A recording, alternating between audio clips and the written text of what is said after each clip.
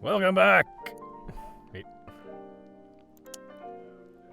Oh, right, yeah. The fact that I muted myself in Discord means that the reactive will not be working for the duration of the time I am in here.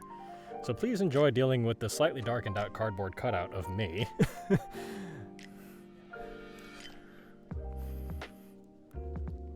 While I try to get all this figured out, because I am currently in my booth, which is great, but I'm also working off of this very, very tiny 10-inch screen,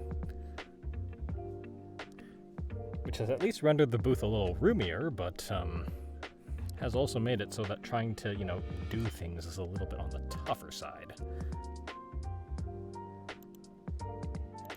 Like, generally speaking, I shouldn't have to be, doing too much in here, but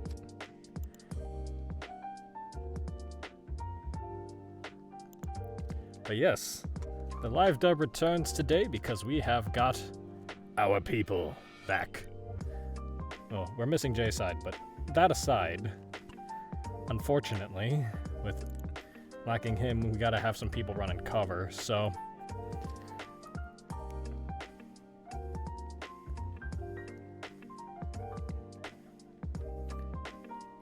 anyways, I will not tarry too long. Let's get started.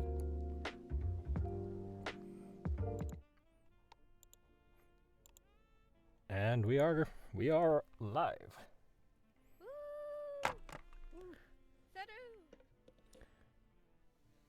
Let's go. Let's go. Oh yeah. Hi, Saru. Hi, Saru. And yes, I have the water bottle is right at my feet. Stay hydrated, my friend. Hydration is important. Hydration.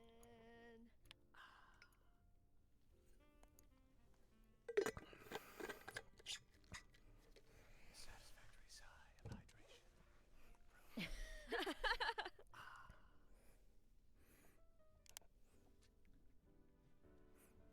I'm just reminded of that moment in God of War where Kratos just drinks the wine and he's like, Oh my god.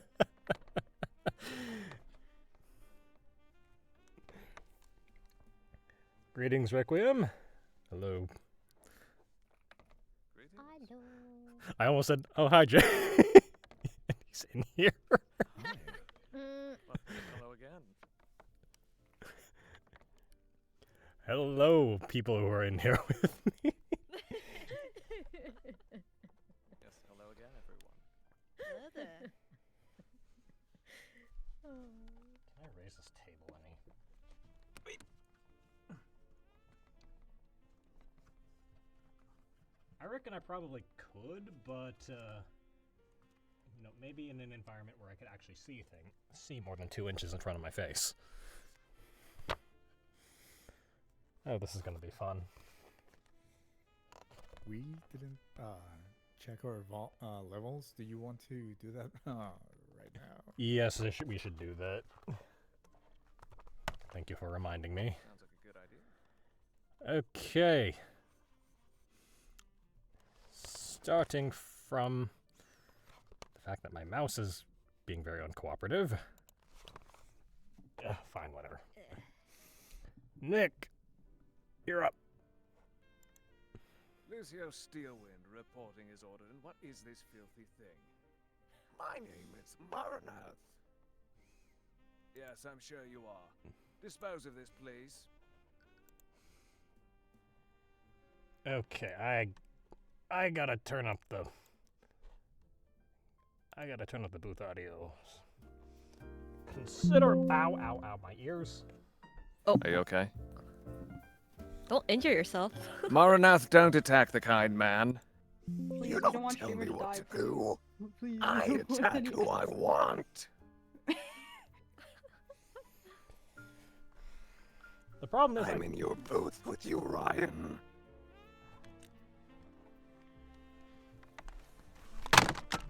Fine.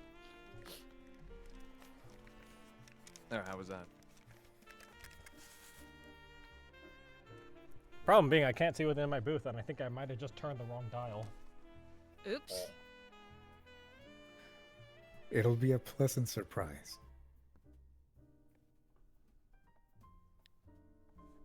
A very pleasant surprise, I'm sure.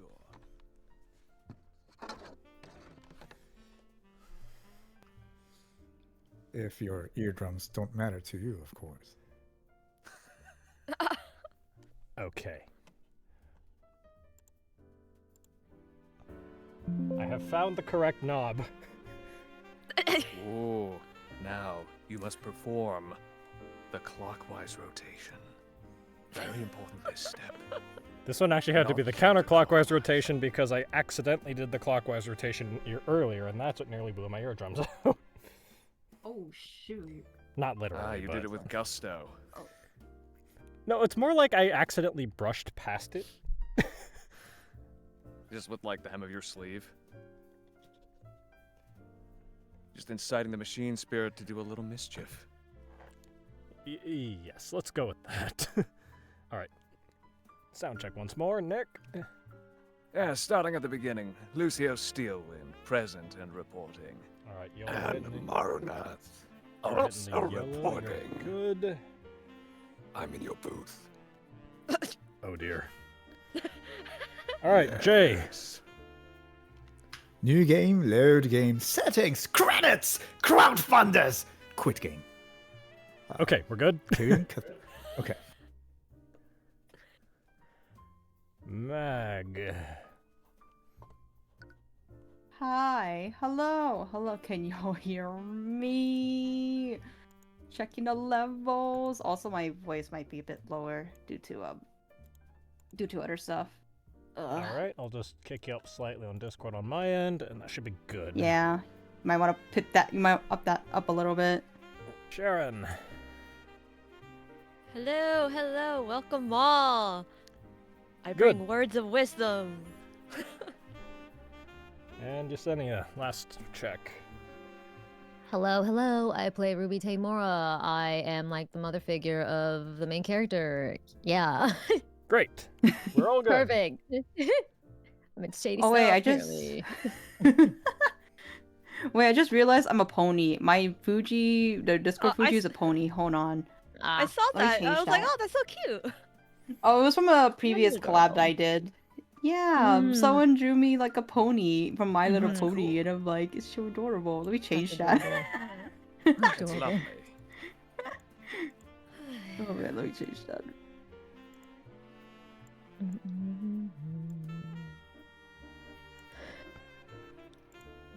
Nothing like some relaxing jazz on a Saturday night. Before delving into the case of the eons.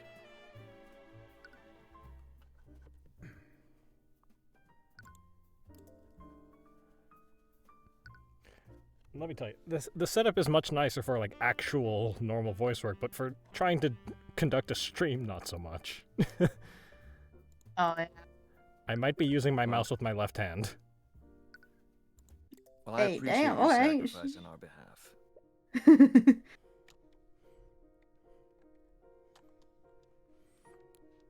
You step outside the Scaled Lord's lair to get some fresh air.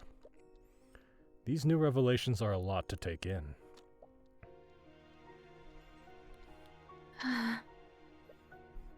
Celeste looks especially down. From what you've observed, she and Aria have been speaking to each other a lot. They must have become friends over the many times they've met.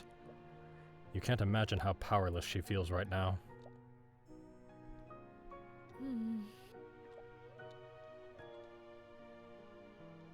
Aria, I'm so sorry. Don't be. Her voice begins to break. She's always been stoic, but it's clear that even she has her breaking point. I can't imagine what you're feeling right now. But there's still hope. If we can find out who did this to you, we can still save you. Do you remember if you've signed anything recently? No, I don't. Damn it. The patron must have wiped your memories to cover their tracks. But I still don't understand. Even if I don't remember signing that contract, I don't think I would be that careless. Right. As much as I hate to admit it, Lucio was right. You're an attorney like me, and we always carefully look over contracts before we sign them. Which raises the question of how the patron got your signature. I don't know. I just...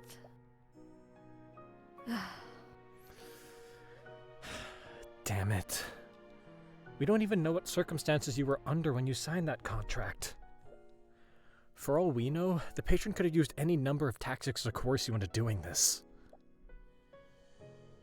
That's also possible. Aria. As you're deliberating amongst yourselves, Lord Steelwind approaches you. What are you doing here? Father.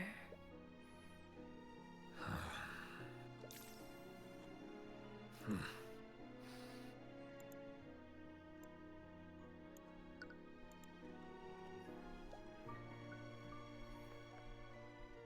can't believe him. How does he have nothing to say? His actions say otherwise, but you could have sworn you saw something through the eye. It's almost as if he was saddened and worried.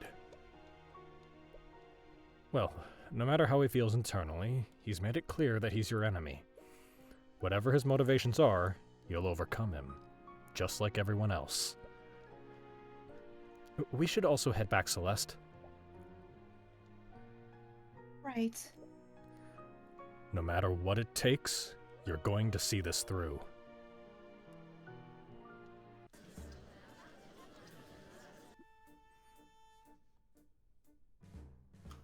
Court is now resumed. Shall we pick up where we carried off? How would you like to proceed?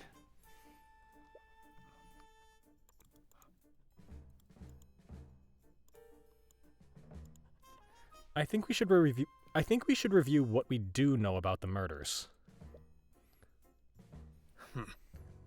We do have a plethora of witnesses to work with. That's correct. So let's start from the beginning.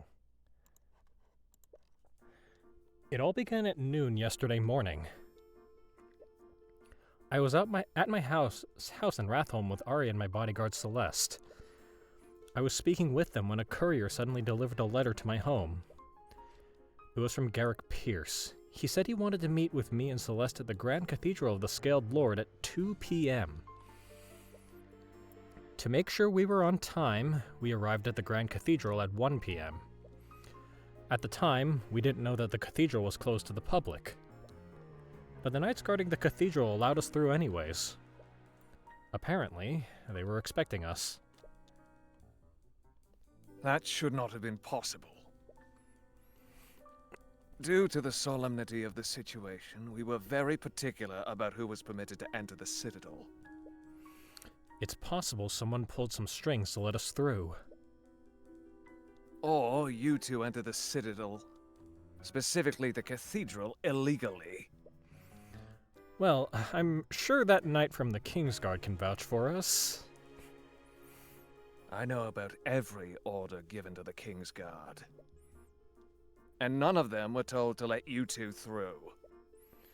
It's possible the night we met fell comatose like the others. And as long as they're unresponsive, we'll never know. Perhaps we should continue. Anyways, we arrived at the church and spent the next hour sightseeing before we went to meet with Pierce. In that time, we met with Remus, Lucio, Aria, Aster, and Alaric. And around that time, Aria and Aster left together to meet with the High Speaker in his quarters. While exploring the cathedral, we spoke with Von Sanctus and Sybil. Then we spoke with the 3 Frege sisters and Eris Illmater. Eris Illmater? She's a friend of Beatrice Frege. The Kingsguard wouldn't let her bring her familiar into the cathedral, so she brought Eris to guide her instead. Anyways, we left the garden at around 1:45 p.m. to meet with Pierce in the prayer room. And at around the same time, Aria left her meeting with the High Speaker and felt nauseous. The last thing she remembers is looking at Lake Galacrond. A likely story. Regardless, at 2 p.m., Aster went to pay respects to his father's body. Unbeknownst to him, a mage had placed a glyph of contingency in front of his father's coffin. It was set to trap him within a force cage. What a despicable act. Considering what followed, the attack on His Majesty must have been a diversion. Right. It was also at this time that both Beatrice and Eris went missing. Considering the timing of it all, someone must have taken control of Beatrice's body after the trap on Aster was sprung. And are you saying this patron controlled her as well? No, I don't think so. According to her contract, her mind belongs to the Empress of Discord, not the patron. Furthermore, Aria's blood contract was created by the Empress. It's clear that the patron and the Empress were in league with each other. Wonderful. Another demon we have to worry about. Anyways, the patron and the Empress had all of the pieces they needed. That's when they began the massacre. The patron took control of Aria's body, and they used it to murder Von Sanctus at 2:05 p.m. Presumably, Aria started a fire in the common room around this time. And since Von Sanctus's body was found there, this must have been after she murdered him. Shortly after, Prince Alaric spotted smoke from the fire and asked Aria what was going on. Aria responded by using an unknown transmutation spell to incapacitate him. To think they would use her to attack the prince as well. Luckily, the effects of that spell were only temporary, and Alaric came out unharmed. After this, the patron used Aria to murder Sybil at 2:15 p.m. She brought Sybil's body to the westward balcony, where she dumped it into Lake Galacrond. High Speaker Arceus witnessed this, but he wasn't aware of what she'd thrown off the balcony until much later. The High Speaker thought that this encounter was strange, but he continued with his business. He headed to the prayer room, but was turned away by the knight standing guard there. Meanwhile, Celeste and I were, talking to Lord Pierce. When we showed up for the meeting earlier, he was clearly expecting someone else to show up. We tried to get to the bottom of what was happening, but he refused to answer our questions. And at about 2:20 p.m. we heard a commotion outside. Celeste went to investigate. And that's when Celeste fought Aria. The patron's target was Garrick Pierce, but Celeste was too powerful to neutralize. They fought each other for about 15 minutes before Aria was finally able to push past her. During their fight, the Empress sent Beatrice into the prayer room. She probably made Beatrice invisible to move undetected. Then she used her to cast a sleep spell on Pierce and me to knock us out. I remember checking the time close to when this happened. This must have happened at 2:30 p.m. or so.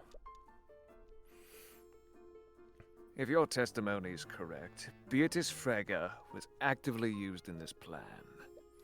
Yes, and considering how quickly the massacre unfolded, the Empress must have coordinated with the patron.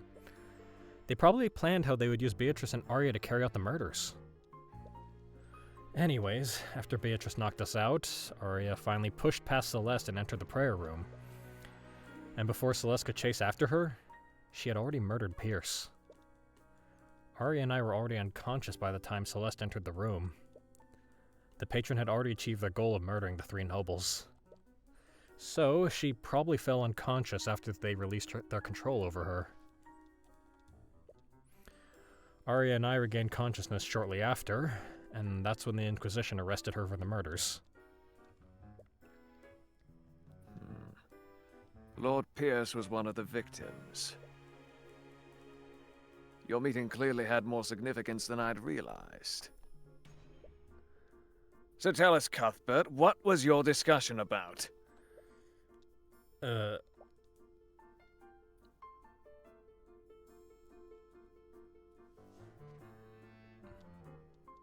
It's fine. You can tell him.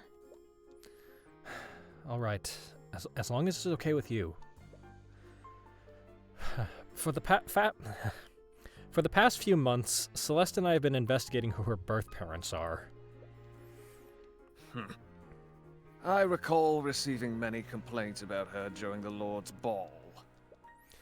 Supposedly, Garrick Pierce had the information we were seeking. That letter he sent to us said that he wanted to trade this information for his freedom. I assumed that this meant that he wanted me to be his attorney. Do you honestly expect us to believe that? Why would he ask for help from the attorney who indicted him in the first place? We thought the same thing. And when we arrived for the meeting, it was clear I wasn't the intended recipient. This means that Pierce sent that letter to someone else. You better not be lying to us, Cuthbert. Frankly, I don't much care if you believe me. Regardless, if we examine every action Aria took, we can build a psychological profile of the patron. I will give you that. To begin, the defense would like to call the Inquisition commander to the stand. His testimony might shed some light on how Von Sanctus and Sybil died. Despite all these witness accounts, we only know how Pierce was murdered. Yes, he was impaled using a blade magically frozen from his own blood. So you could say he was, pierced. Oh my, you... 아이고. Okay. You're being a funny little man for Awesome, someone Pierce, in bro. Steelwind strike distance, Cuthbert. In a grim sort of way, it's almost poetic that he died the same way Flintheart did. But you doubt that will give Celeste any kind of closure. Anyways, we need to find out exactly how Aria murdered Von Sanctus and Sybil. The massacre was swift and efficient. It must have required a lot of forethought and coordination.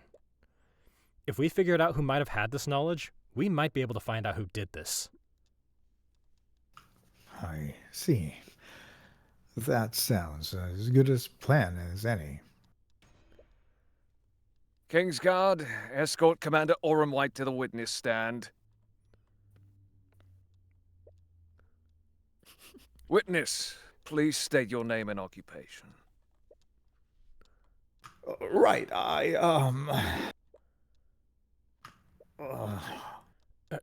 Commander?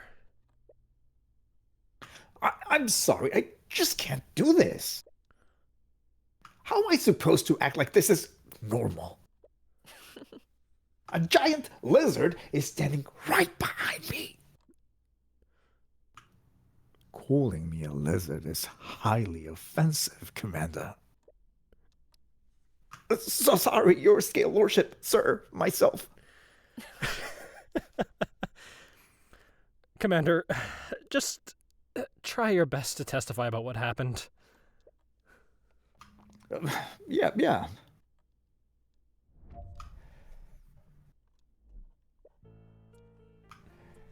It all started when we received a report from the Kingsguard. The prosecutor attacked Prince Alaric, and a fire had broken out in the common room. We weren't sure what the deal with the Steelwind was, so we went to the common room to put out the fire. But when we got there, we noticed a bunch of unconscious knights in front of the prayer room. We went to the prayer room. That's when we found Steelwind and Cuthbert unconscious next to Pierce's dead body. We later found the bodies of Von Sanctus and Sybil too. That's when we realized that she offed all three of them. So you still have no idea how Steelwind was used to murder Von Sanctus or Sybil? Not a clue. It's especially worse for Von Sanctus. That fire burned a lot of the physical evidence off of his body. What about Sybil? Was there any physical evidence on her body? No idea about that either. She didn't have any wounds either. All we know is that she died of suffocation. There's definitely more information you can glean from their investigation.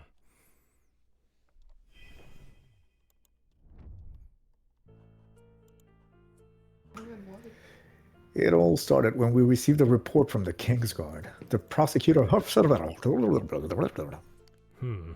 That last statement was a little vague. Perhaps we should ask him to elaborate more on one of the murders. But whose murder should he elaborate on?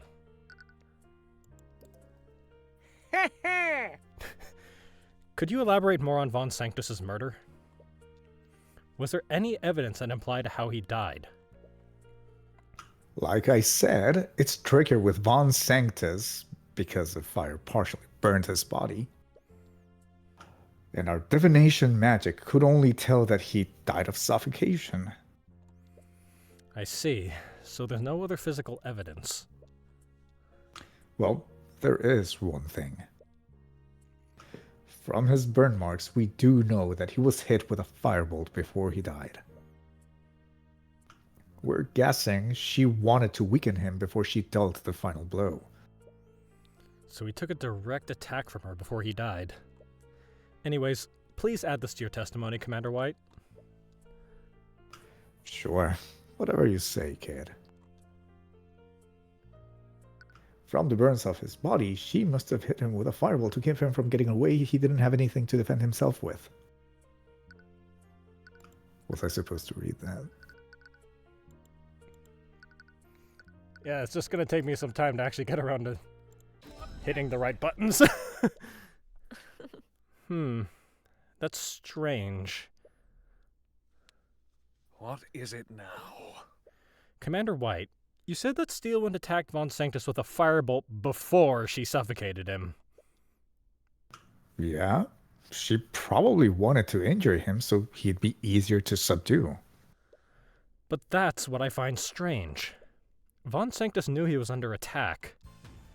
So wouldn't he cast Force Cage to repel her? Huh.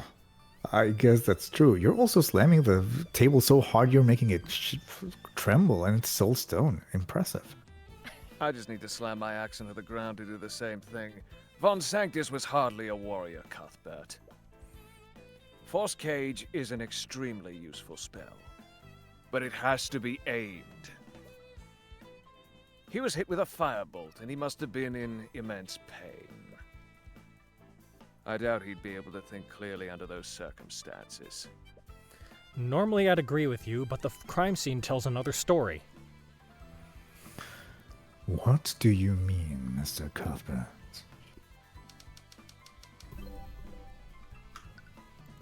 What implies that Von Sanctum cast that? Yes, do tell. Von Sanctus with an S, not M.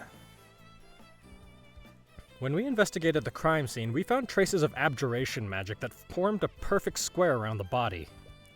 I'm sure if we measured the dimensions of that square, it would be 10 feet by 10 feet. Which is the same length and width as the cube created by Force Cage. Like you said, he was in no shape to aim it. So we cast Force Cage on himself to create a makeshift barrier.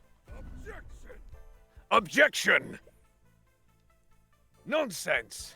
If Von Sanctus had cast Force Cage on himself, he should have been protected from further harm.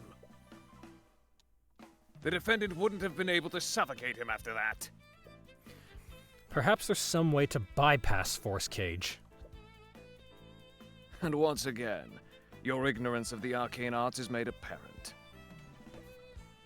Force Cage is one of the most powerful abjuration spells in existence. It can't be dispelled, and no one could teleport into or out of it. Right. Aster was also trapped in a Force Cage, and he had to wait for the hour duration to elapse. So how did Steelwind suffocate him? Wait. If Force Cage is a perfectly closed space, is it possible that he ran out of air? That would be a glaring weakness. House von Sanctus obviously designed that spell to allow oxygen through the barrier. And before you ask, poisonous gases can't be pushed through the barrier either. Only oxygen can travel through it. Right, and even if they had used poisonous gas, the autopsy report wouldn't have said he was suffocated. Only oxygen can travel through the bounds of a force cage. So how did Aria suffocate Von Sanctus despite that?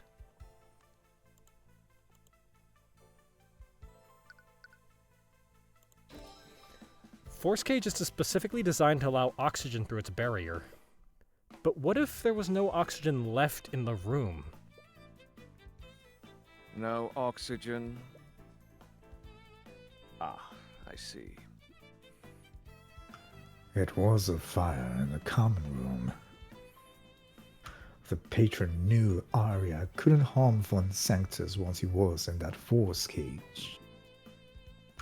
So she started a fire to eat all of the oxygen within the room. What should have protected him ended up trapping him, and the inability to dispel it ended up sealing his fate. Oh my gosh. Well, I suppose that explains how the defendant murdered Von Sanctus. But with that in mind, a lot of his plan sounds like it was improvised at the moment. Just like the murder of Pierce. And not only that, we assume that the patron used the same method to kill both Lord Von Sanctus and Lady Sybil. But I doubt Lady Sybil died under the same circumstances. Correct. There was only one fire. And if Sybil was in that force cage, the defendant wouldn't have been able to throw her body into Lake Galacrond. Which means Sybil must have died by asphyxiation elsewhere. Then it's clear our next course of action is to determine how Lady Sybil was murdered. But we still don't know where she was murdered. And only the witness who saw her around this time was the High Speaker. Which was after the defendant disposed of Sybil's body. Well, the High Speaker's testimony is as good a start as any. For our next witness, the defense would like to call High Speaker Theon Arceus to the stand.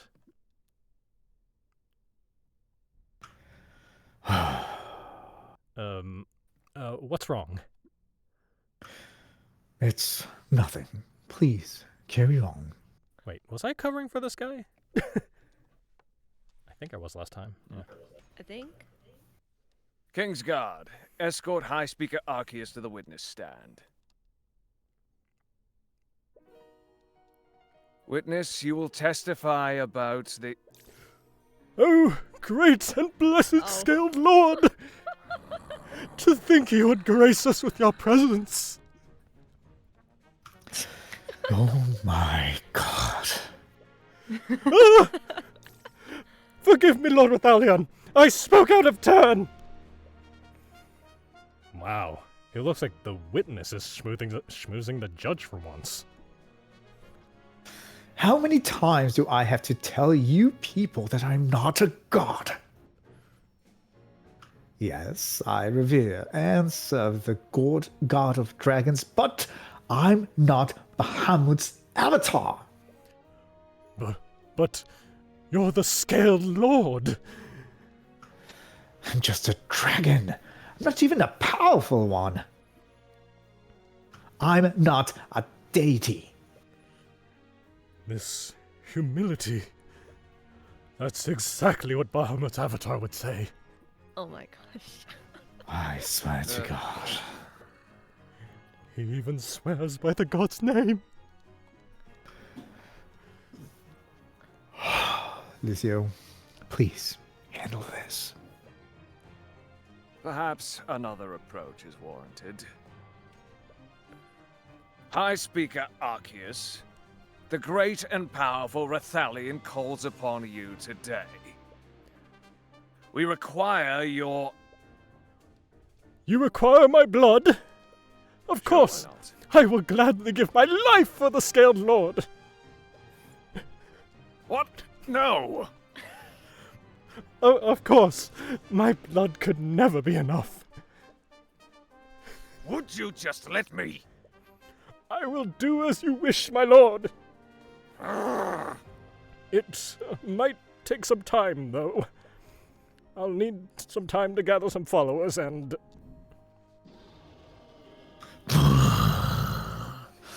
Oh my god. We just want your testimony.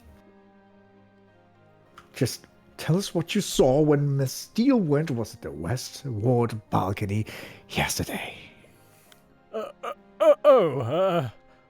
I see. If that's what you truly wish, my lord. Are we just going to ignore how ready he was to commit mass murder? Be quiet, we just got him to calm down. Smug expression. I was doing some paperwork in my quarters, and I suppose I lost track of time. My alarm went off, and I realized that it was time for my afternoon prayers. I began heading to the prayer room when I spotted Lady Steelwind looking over the westward balcony. I tried to greet her, but she didn't respond to me. That's when I noticed she was pushing something large over the balcony and into Lake Galacrond. I asked her what she was doing, but again, she ignored me and went towards the prayer room.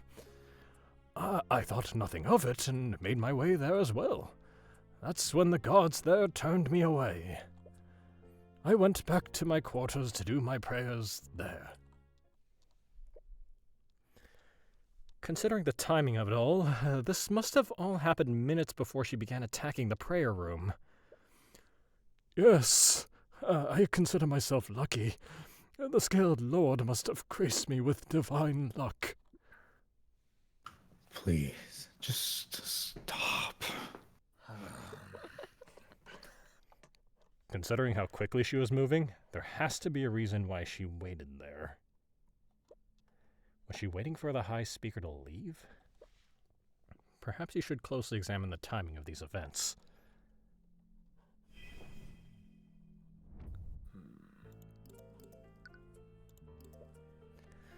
So she ignored you. What was her expression like?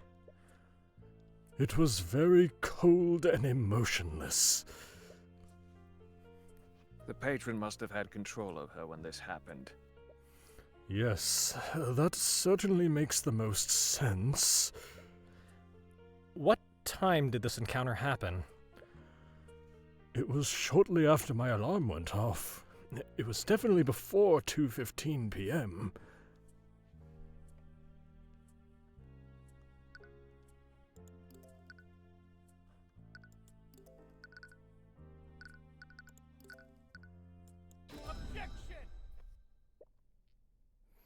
Wait, what? Is something wrong? There is, but I'm not really sure what it means. Stop stammering and say what you want to say. High Speaker, you said that you saw Aria dumping something over the ledge of the balcony. There's no need to be vague, Cuthbert. It's clear from the evidence that he saw my daughter dumping Lady Sybil's body. That's the thing, Lord Steelwind. It couldn't have been Sybil's body. What are you talking about?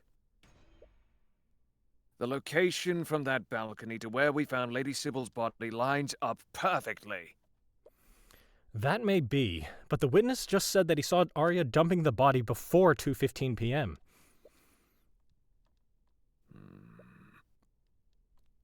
Wait. You see it too, don't you, Lucio? How did Aria dump Coraline Sybil's body into Lake Galacron before 2:15 p.m. if her time of death was 2:18 p.m.? Time travel. What? Time Turner. I see. That does seem peculiar. But we know the defendant threw Sybil's body from that balcony. There would be no other explanation for how it ended up there. Yes, that's also true. Perhaps she was still alive when Aria threw her off that balcony. She could have been knocked unconscious with a sleep spell. Your Grace, there were no traces of conjuration magic on her body. And even if she was asleep, she wouldn't have survived a fall from that height. The distance from that balcony to the lake is more than 30 stories. And the autopsy report says that the cause of death was suffocation, not blunt force. Right. So when did she die? She must have died after she hit the water. But, Mr. Cuthbert, Lucio said that she would have died upon impact. But that's assuming she didn't do anything to lessen the blow. She might have had the opportunity to cast a spell to protect herself. That might explain why her body isn't as damaged despite falling from such a great height. Objection! Again, that doesn't match with the evidence. Lady Sybil's spell compendium contains the spell Slow Fall. If she had the opportunity to cast a spell, she would have used that spell to slow her descent. And she wouldn't have taken any damage from hitting the lake if she'd done that. That's a really good point.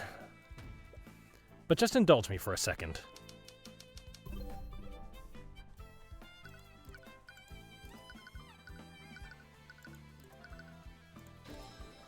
She must have cast Stone Skin on herself. Stone Skin. If you recall, the High Speaker mentioned that something was strange about the object Aria threw over the balcony. It was much darker and it didn't match with Sybil's usual garb. Almost as if there was something else Sybil was wearing. Huh. That object was actually Lady Sybil protected by a layer of stone. But that still doesn't explain why she would cast that instead of Slow Fall. He's right.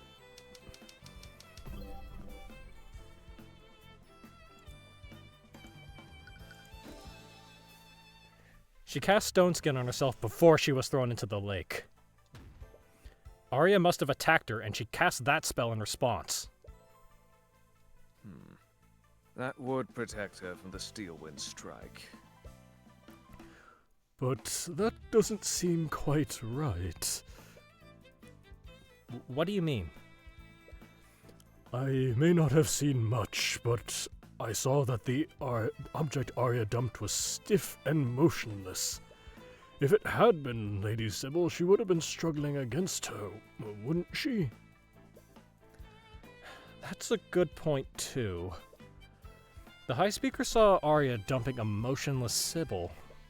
But if we assume my logic is correct, she would have also still been alive. So why wasn't she struggling against Aria?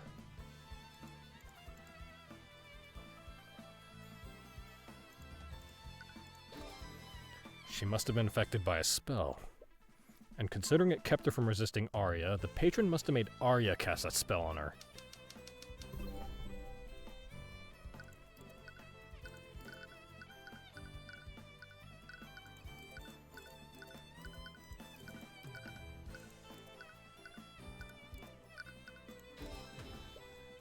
It was Hold Creature! Sybil must have cast Stone Skin on herself when Aria attacked her. The patron must have known that Aria couldn't physically damage her like that, so they ordered her to restrain Sybil with that spell. And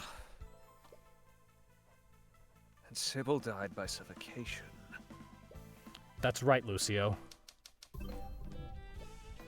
Even if she was restrained, Sybil was still protected by Stone Skin. That would have left only one option for the patron. Sybil suffocated when Aria threw her into Lake Galacrond. Her stone skin lessened the impact of the fall, but it also made her drop like a literal rock. Aria's hold creature spell prevented her from moving or releasing her spell. She was helpless as she sank to the bottom of the lake.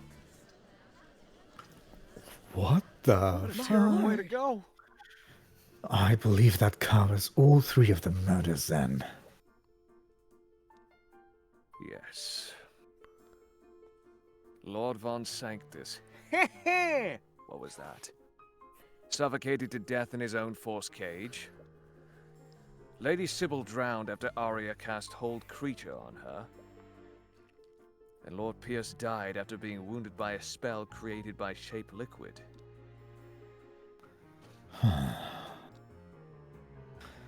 The only common thread I see is that the patron used some of the victims' magics against them.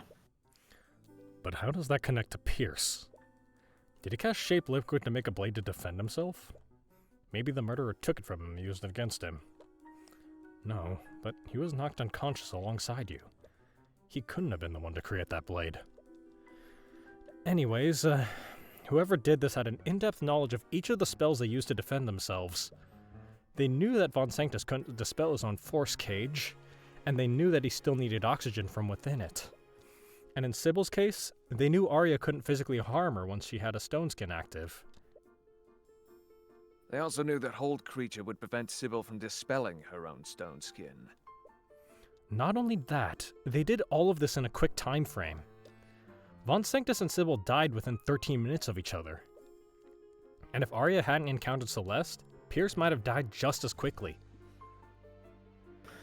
So, whoever did this had an in-depth knowledge of high-level magic. Not only that, they came up with creative ways to bypass the defenses put up by Von Sanctus and Sybil.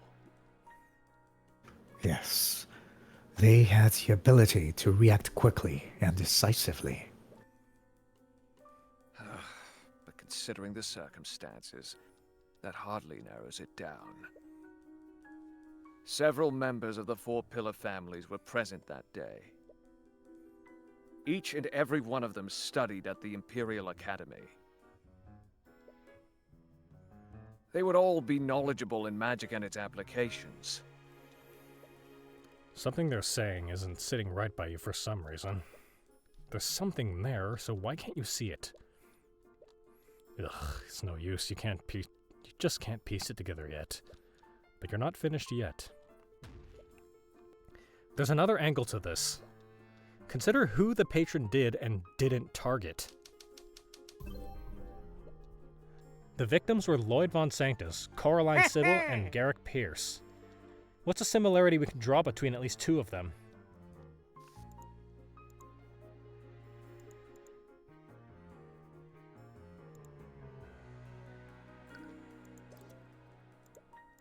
Whoops.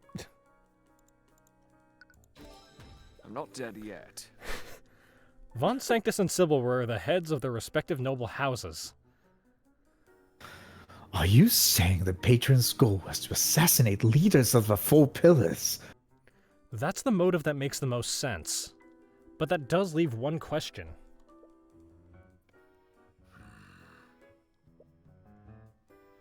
Don't be coy. I'm not daft, Cuthbert. Actually, I highly doubt it was you. Really now? Out of most of the people there, you could have easily tricked your daughter into signing a blood contract. But why would you need to do that? You're the Grand General of Wyvern military, and the cathedral is filled with your men. You could have easily equipped one of your best mages to carry out this massacre. And you wouldn't even need to make a deal with the demon to do so. So, why wasn't Lucio targeted then?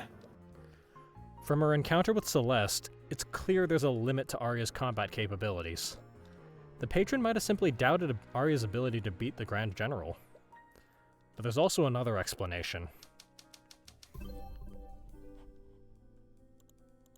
Lucio is really scary.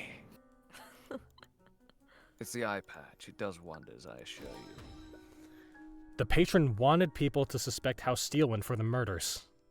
They used Lucio Steelwind's daughter to commit the crime. Then they intentionally left him alive to cast suspicion on him. That's why they used my daughter. Is that a tinge of anger you feel from him? Anyways, that leads me to my next point. Imagine if we never discovered Aria's blood contract with the Empress of Discord. What would have happened? We'd still think that Miss Steelwind succumbed to mage blight. She would have been convicted for the murders, and trust in House Steelwind would be forever diminished. About a month ago, House Frege lost its head, and his successor, Leif Frege, was woefully unprepared to take his place. Now, the heads of House von Sanctus and House Sybil are dead, with House Steelwind being held responsible for it all. All 4 of the Pillar families would have been weakened as a result of the massacre. Somebody redeemed Hydrate. Yes, let's all take a moment to hydrate. Thanks, I Thank can't you, really see the Mag. chat all that well. I have too many things on screen. Thank you, Mag. Yeah, bro, no worries. That's Hydrate, why the bro. judge is here. Mag looking out for all of us. Thank you. Yes. Thank you. Yeah. Thank you, Mag. Yeah. But I think there's another layer to this. Everything fits together if we assume that the patron's goal was to weaken the Pillar families. Except for the murder of Garrick Pierce. Yes, in contrast to Sybil and von Sanctus, Pierce's political power pales in comparison. Furthermore, Pierce was already scheduled to be executed next month for the murder of Flintheart McCoy. Why would the patron go to the trouble of murdering a condemned man?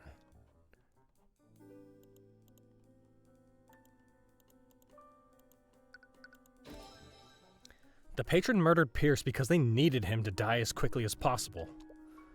Pierce knew the identity of Celeste's biological parents.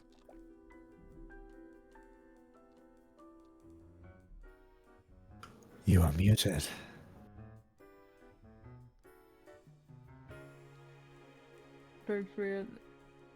My parents. Do you remember what Pierce said when we showed up for the meeting? No.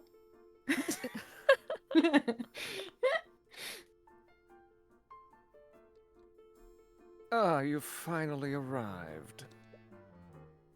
I suppose this means you finally decided. Wait. You two. We got your letter. Letter? What letter? You sent us a letter, Pierce. It said that you knew who Celeste's parents were. I did send that letter, but not to you two. We weren't the intended recipients of that letter. Oh, that's right. So that leaves one last question.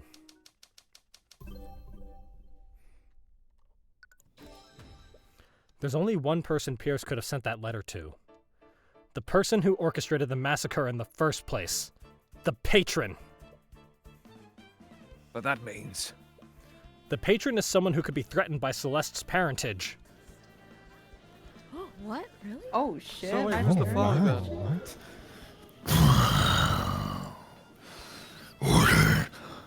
Order in the court. But I don't understand. I'm sorry. I know this is a lot to take in. But I think they were targeting you for some reason. Pierce knew the identity of Celeste's parents and attempted to blackmail the patron with this. Instead of complying with Pierce's demands, the patron instead sent the letter to me. But why go to the trouble of luring you there? They could have just allowed Pierce to wait in the prayer room while the defendant made her way to murder him. Looking back on it, it's possible they wanted to kill Celeste too.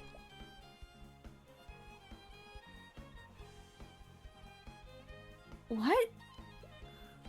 They knew I wouldn't meet with Pierce alone, and the information he had was about her. The patron correctly guessed that I'd bring her with me. By killing both Pierce and Celeste, They'd eliminate any threat Celeste would pose to them.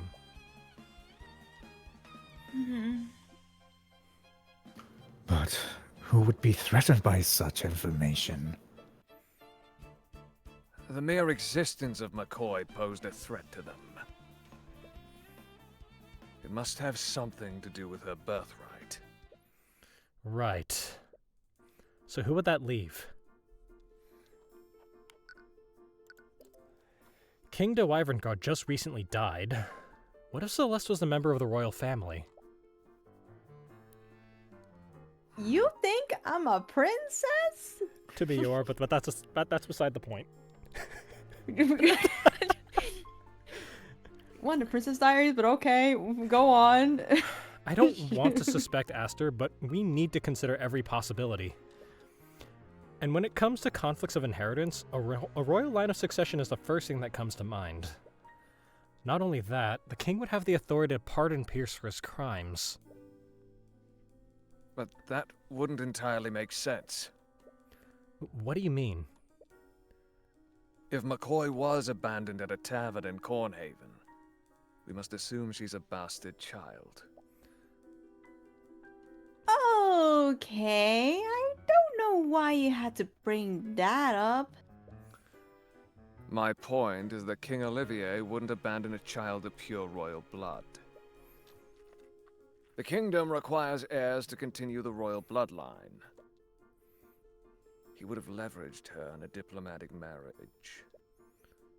That's disgusting. That's diplomacy, Cuthbert. Anyways, even if McCoy was of royal blood, Aster is still the king's eldest child. And he's of pure royal blood. McCoy would have no claim to the throne under these circumstances. Right, I see what you mean. I suppose that eliminates Aster for now. Anyways, we should consider the other suspects first. So who would that leave? I recall during Beatrice Frega's trial, we heard William Frega's last will and testament. It mentioned that House Frega's assets would be divided evenly between all of his children. Ah, if McCoy were to be revealed as a Frega, his daughters would be legally obligated to share the estate with her. Could I seriously be a Frega? I don't want to suspect Leigh from Miriam, but we need to consider every possibility. And as we've seen, the Fregas are no strangers to making deals with demons. But it still doesn't quite fit. I doubt Leigh from Miriam would do something like this. What are you basing that on? I tend to be a good judge of character, and they just don't seem like the type to do something like this. Ah! You're far too trusting. I hold no doubt that any of William's children would be capable of something like this. I suppose we'll have to see. Anyways, we should consider the other suspects first. As much as I have my doubts, oh. Bugger. You think I'm McCoy's biological father, but go on, finish your sentence. Huh? As much as I have my doubts, House Steelwind is the only pillar family whose house leader survived the past month. You think I'm McCoy's biological father? You're barely a father to your actual daughter. I'm only stating that barely a possibility daughter for to the actual sake of father. argument. As I said, it wouldn't make sense for you to frame your own daughter when House Steelwind would be blamed. But we need to consider every possibility. What if the Eye Taker orchestrated this whole thing? The Eye Taker, that common criminal. What reason would he have to do this? I've heard firsthand that he was willing to expand his influence through Wyverngard. He was actually plotting with Beatrice to use House Frega to do so. Since I ruined his original plans, setting up that massacre might have been his backup plan. Perhaps we're looking at this all wrong. What if Celeste was part of the royal family and they were planning to use her to take the throne?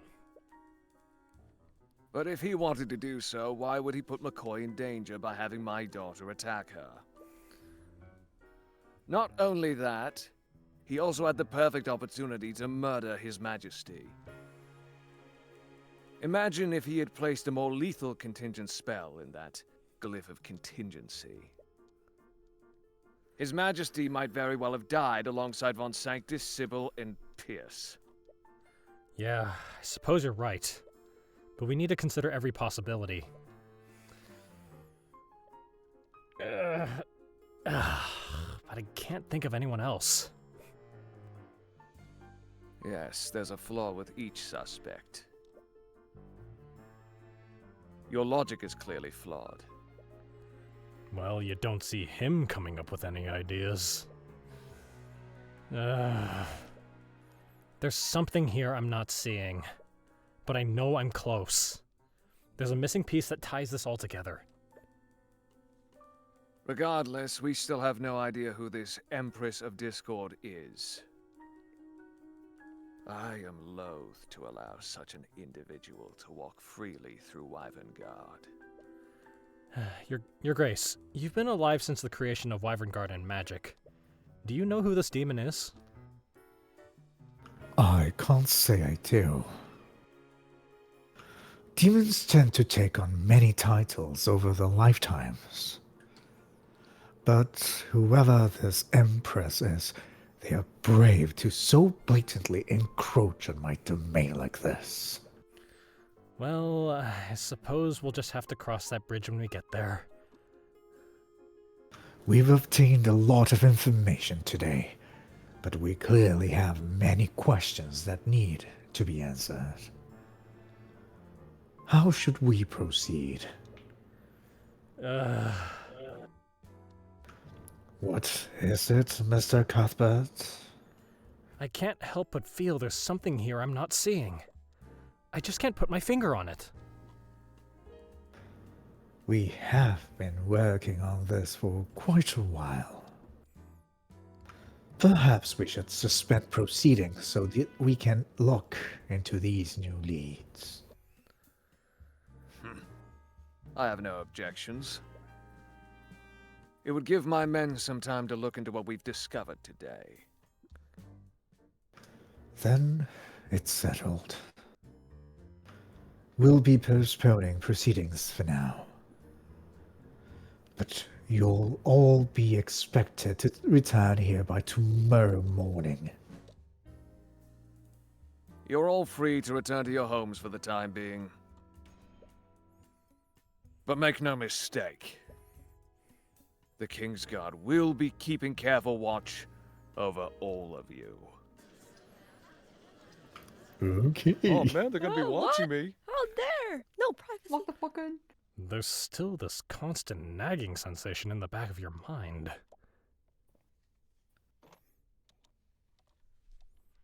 Hey, Tyrion. It's as if you've forgotten something extremely important.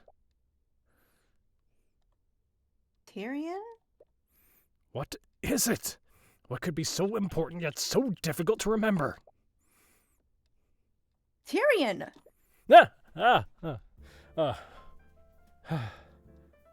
Sorry.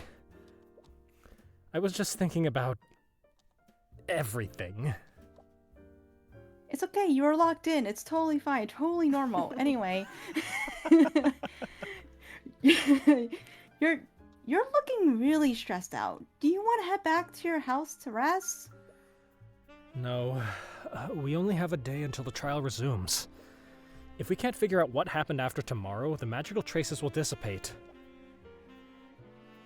But you already know what happened. You just don't know who did it. Yeah, but we should speak with the suspects again. Maybe if I get lucky, I'll see something in the Eye of Horus. But one of the suspects is the Eye Taker. What are you going to do about him? I suppose I'll have to speak with him too. What? What? No! What if he tries to kill you again? Aria's life is on the line. That's just a risk I'll have to take. Okay, that's so stupid. Okay. Tyrion, do you even understand what you've been pulled into? What? Someone just murdered a bunch of nobles, and they even attacked members of the royal family. Now there are ancient dragons and demon lords involved too? Isn't this above your pay grade? Ouch. You know that's not what I meant. It's just this whole thing is just crazy, isn't it? It's fine. It's just like any other of our investigations. It's not, though. What if the Empress of Discord attacks you? What if the patron decides that you're getting too close to the truth? What if I can't? Her voice begins to break. Oh? Celeste? Oh? Are you still worried about what happened during the massacre? I'm fine. I already told you that you didn't do anything wrong.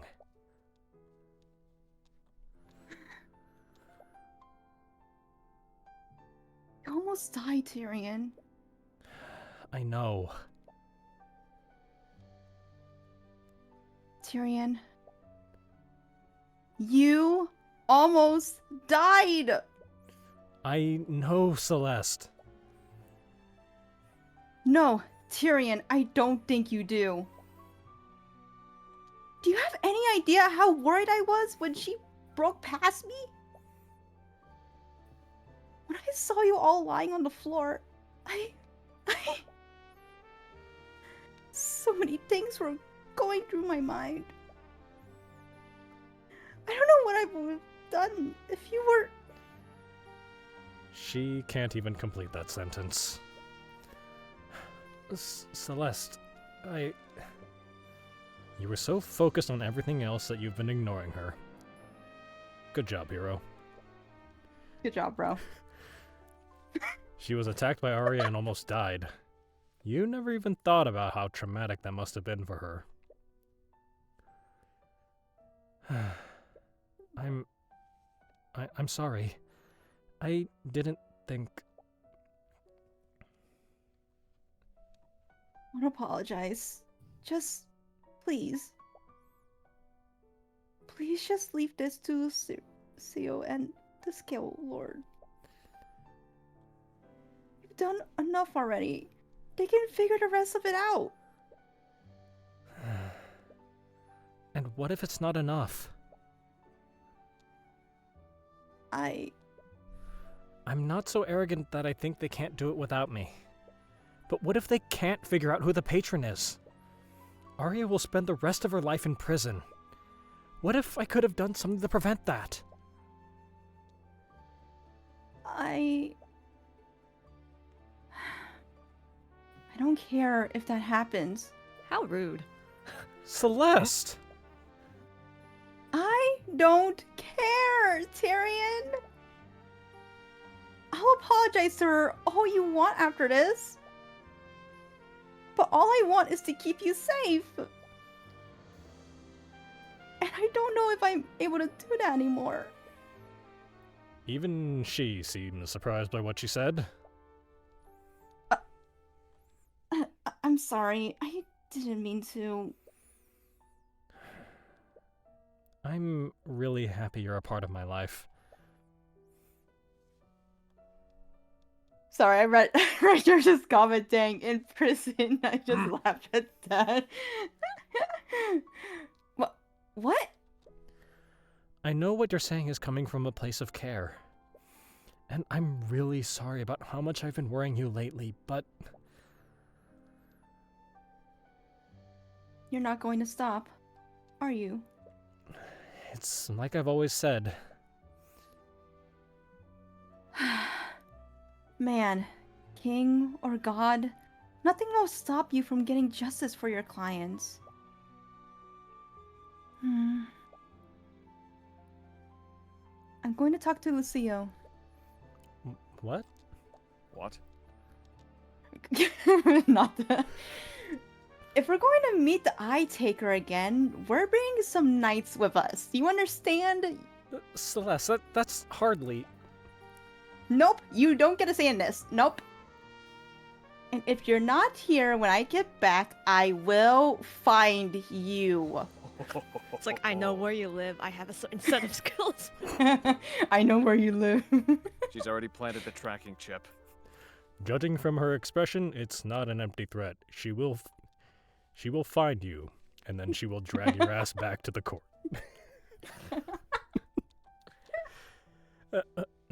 Fine. Just go. Yay. She might have a point, though. Before everything happened, you weren't even sure if you wanted to continue being an attorney.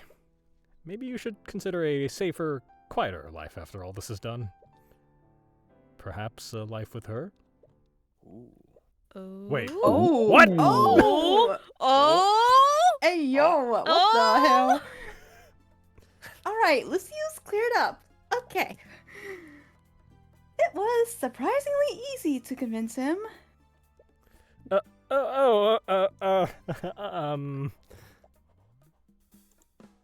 Are you okay? I'm fine. Let's not waste any more time. Lies. Before she has a chance to respond, you hastily walk past her. Hey, don't walk so far ahead. You need to stay focused on the trial for Aria's sake. But when this is all over, you'll... Yo. Well, What? you suppose you don't have to think about that until then. Yeah, that's a question for another time. The background music No, betrays you, finish your food, Cuthbert. bro. No, finish your No, food. save What do you now, have to right? say? Well, I mean, what? Hey, yo. Okay, Tyrion. All right. Ooh. Using the Kingsguard's teleportation network, you arrive back in Ratholm. Due to Celeste's insistence, you're being escorted by a division of the Kingsguard. They definitely make you look out of place. As you walk through the city, you draw strange looks from nearly everyone who sees you.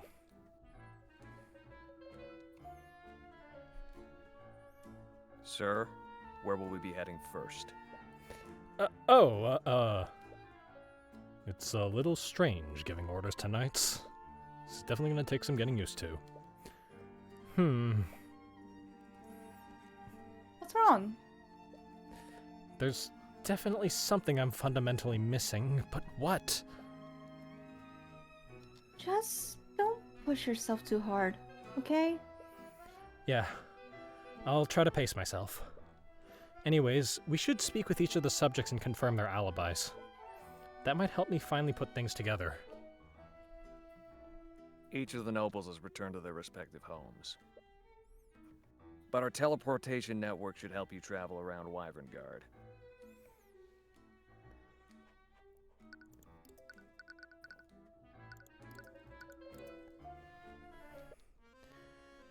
You arrive at Frega Manor, hoping to speak with Leif and Miriam. After some asking around, one of the students mentions that they appear to be entertaining guests in the study. You normally wouldn't interrupt them, but you've already eaten up a lot of time traveling here. Whatever they're discussing can wait.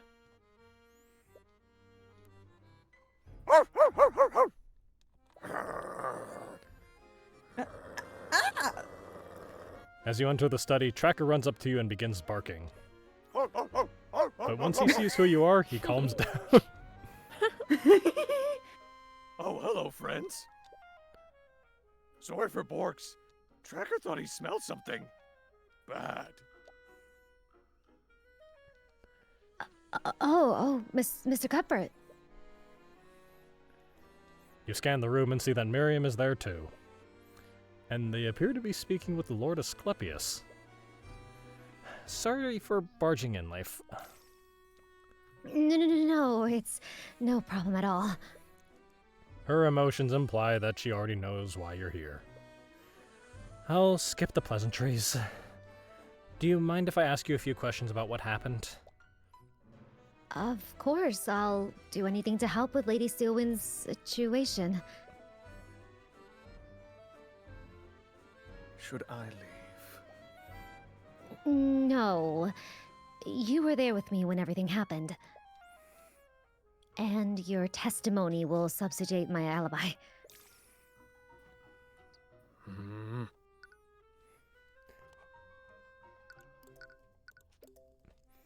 Leif, I'm sure you know why I'm here. But I just want to preface this by saying that I highly doubt that you're behind this. No, I perfectly understand. Frankly, I'm at a loss. I have no idea who did this. What are you talking about? It was clearly that criminal, the Eye Taker. Why don't you go interrogate him? Make no mistake, we fully intend to. But I'd like to cover everyone else before I confront him. Let him be, Miriam. But it's his fault that Beatrice is... Our sister knew what she was doing when she gave her testimony. Don't insult her bravery by blaming Mr. Cuthbert for what happened. What? Anyways, Mr. Cuthbert has shown many times that he's acting in good faith. And he's capable of convicting the criminals that even we can't see.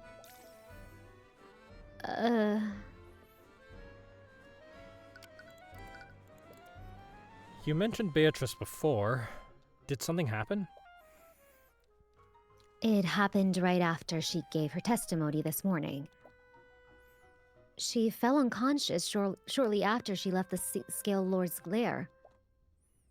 She hasn't woken up since then, and Marrunath has gone missing. What? It must have been the Empress of Discord. After you manifested Lady Steelwind's blood contract, we all realized why she was acting so strangely. Right. If it wasn't for her, I would have never considered trying to issue a divine edict. She sacrificed herself to save Lady Steelwind.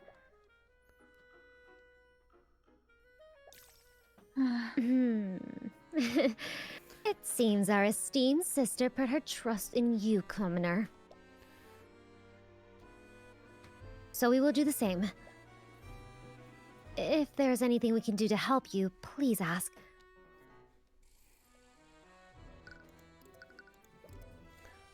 I appreciate your trust. All of you. But I have to ask, where were you all between 2 p.m. and 3 p.m. that day? Luckily, we were all together. Me, Leif, Miriam, Beatrice, and her friend were all in the garden before 2 o'clock p.m. But at around 2 p.m., my sister and Miss Illmater both went missing. I can't believe we trusted her to take care of our sister. Hush now, Miriam. If the Empress of Discord took control of her, there was hardly anything Miss Illmater could do to stop it. I really do hope she's okay. She's been missing since the massacre. You mentioned that you all went to search for her. Did you see anything? No, we were originally planning to search the cathedral grounds. But when we arrived at the nave, we found Aster trapped in a force cage. Did any of you lose track of each other during that time? No, we stayed together for the entire time. But we did consider splitting up to cover more ground. But the Kingsguard found us and asked us to stay where we were. Right. I suppose that makes sense. And did you see Eris at all when this happened? No, we never saw her. She went missing at the same time that Beatrice did.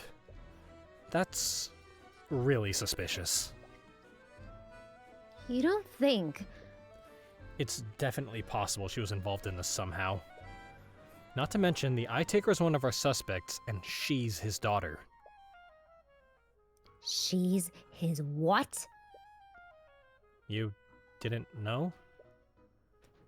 I'd have thought that Beatrice would have told you. No, she didn't mention that at all.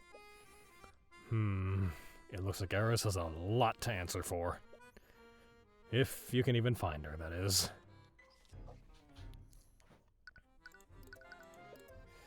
I suppose I'll stop beating around the bush. Have any of you made a blood contract with the demon lately? How dare you? This arrogant little peasant. I want to understand, but the very idea is infuriating. No, I understand where he's coming from. Of everyone present, our sister was the only person with known ties to a demon. If she were to share that secret with anyone, it would have been with us. You didn't catch any incriminating thoughts from them through the eye, but you've been misled by it before. Nevertheless, we still have no idea who the patron is. I was actually meaning to ask you during the trial. Can't you just use this divine edict of yours to figure out who the patron is? No. To manifest a blood contract, I need the title of the demon and the name of the human they made that contract with. I understand that, but why not just apply brute force? What? Due to the king's funeral, the King's Guard has a detailed list of everyone who was present during the massacre. Whoever this patron is, they were working together with the Empress of Discord. That must mean they made a blood contract with her, yes? That's right! I could just keep issuing divine edicts until a blood contract appears. Precisely. Wait, isn't that safe? There's only one way to find out. You take out your notes and begin looking at a list of your list of suspects. You might be at this for a while, so you might as well go in order. You clear your throat in preparation. Empress of Discord, wherever you may hide, release thy guards and manifest your blood contract with Aster de Wyverngard.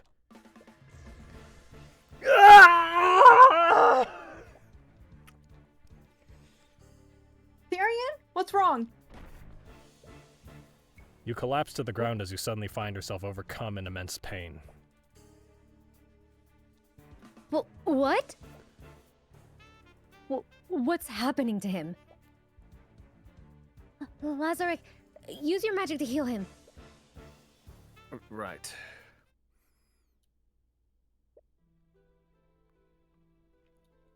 Who was that? Oh, I think that's Sharon. Oh, okay. Oh, you silly, silly boy. You may be half human, but you can't just go around declaring lies like that. What? Oh, and I was really looking forward to bringing you to the end of this. I haven't even started my fun yet. Who are you? Actually, I suppose that contract is still in effect. I guess my hands are tied. I'll save you. Just this once.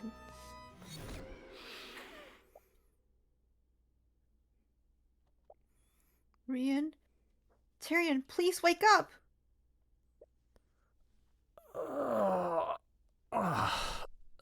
Celeste? You're okay. You most certainly don't feel okay. You can feel every part of your body aching. It's painful for you to even sit up like this. Are you okay, friend? Yeah. What happened? You died. What? Oh. I've never brought anyone back from something like that. That was my strongest spell, too. You have no idea how lucky you are. If I wasn't here, who knows what might have happened. I don't understand. The last thing I remember was issuing my divine edict. Wait. Was that the cause? But I've done it before without any problems. I just used it this morning.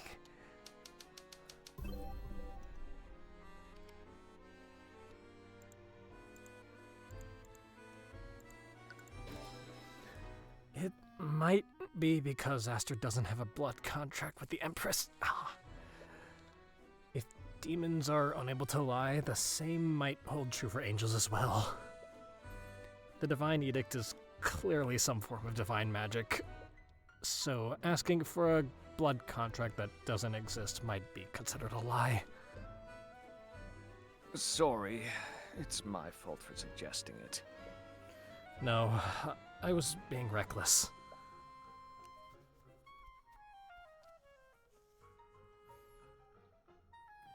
Oh shit, oops, my bad. I made it allow. Please be more careful. I don't think my heart can take this. Well, at least I know that Aster wasn't behind this, and that divine magic is not something you should mess with lightly. He was the most obvious one. Either way, you should still make note of this. Aster the Wyvern Guard has no blood contract with the Empress of Discord. Obviously.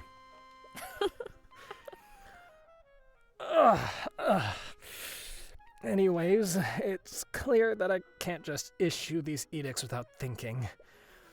I'll just have to wait until I'm certain of the patron's identity.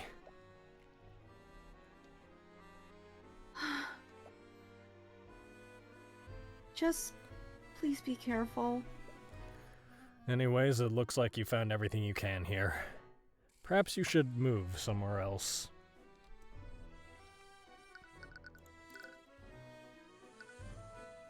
Well, we certainly learned something. You arrive back at the Grand Cathedral of the Scaled Lord. You probably won't need to investigate the crime scenes again, but if you wonder if Aster or Lucio might be here. Oh, Mr. Cuthbert.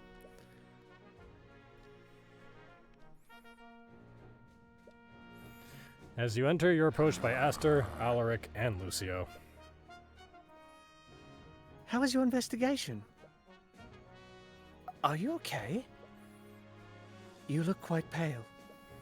Yeah, there was a bit of an accident earlier. You're a little too embarrassed to admit that you almost ended up dying. Well, try to exude more caution next time. It'd be dishonorable if you didn't fall by my hand. Oh. Why is everything you say so aggressive? Anyways, you finally have your next suspect here. But judging from the evidence you've gathered, it's very unlikely that Aster is the patron. You do wonder if he saw something, though.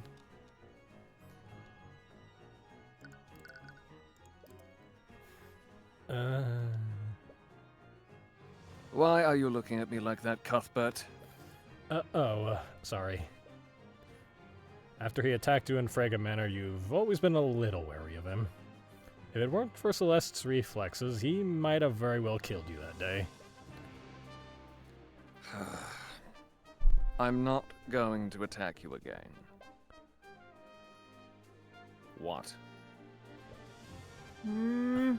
I hope you can understand my uneasiness. You did almost kill me the first time we met. What? That's not...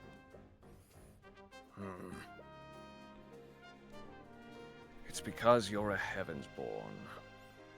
What?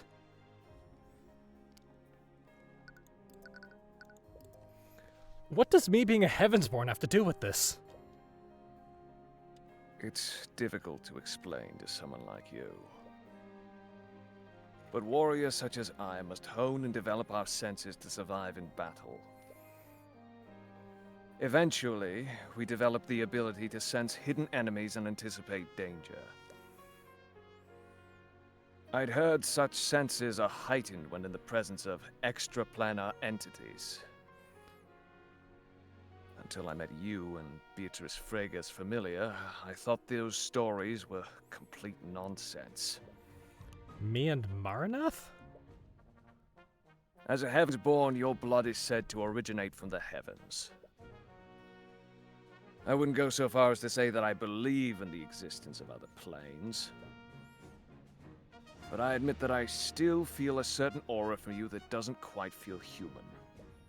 So that's why you attacked me? I was exuding a threatening aura? It was actually the opposite. Your aura was too calming and benign. I thought it must be some kind of trick or illusion. I see. That's quite an astounding ability. What about you, McCoy? What? Did you not sense a similar aura when you first met him? Is that true? Well...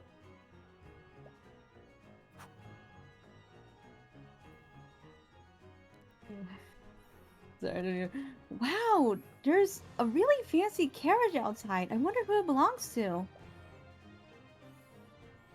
Oh, there's someone inside the inn too.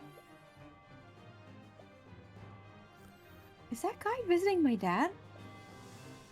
Oh wow, he's kind of cute. Yeah. It was kind of similar. Yes. Yeah. A very good aura. Yeah. For some reason, you feel a little, embarrassed.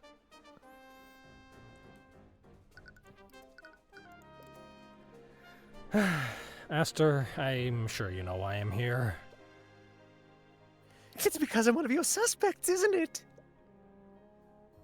Your Majesty, you are the reigning king of Wyvengard. I expect you to conduct yourself with more dignity. Of course. My apologies, Lord Steelwind.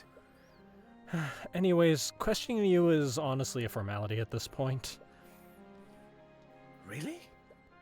A lot of the evidence works in your favor. He doesn't have a blood contract with the Empress, after all. Well, I appreciate your vote of confidence nonetheless.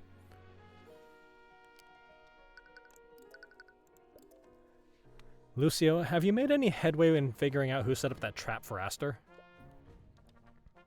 No, I haven't. It makes me uneasy that you let someone get that close to my father's body. Yes, I can't begin to apologize for my men's incompetence. If they were more vigilant, perhaps they could have avoided this whole tragedy entirely.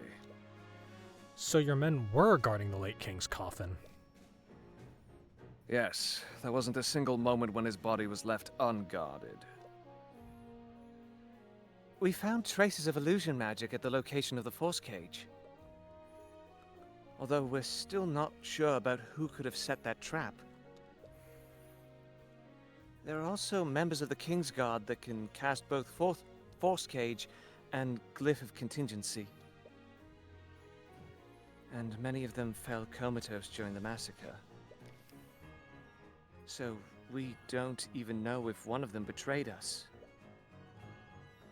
Do you think my men are that weak, Your Majesty? I think anyone can be made weak when put through enough stress.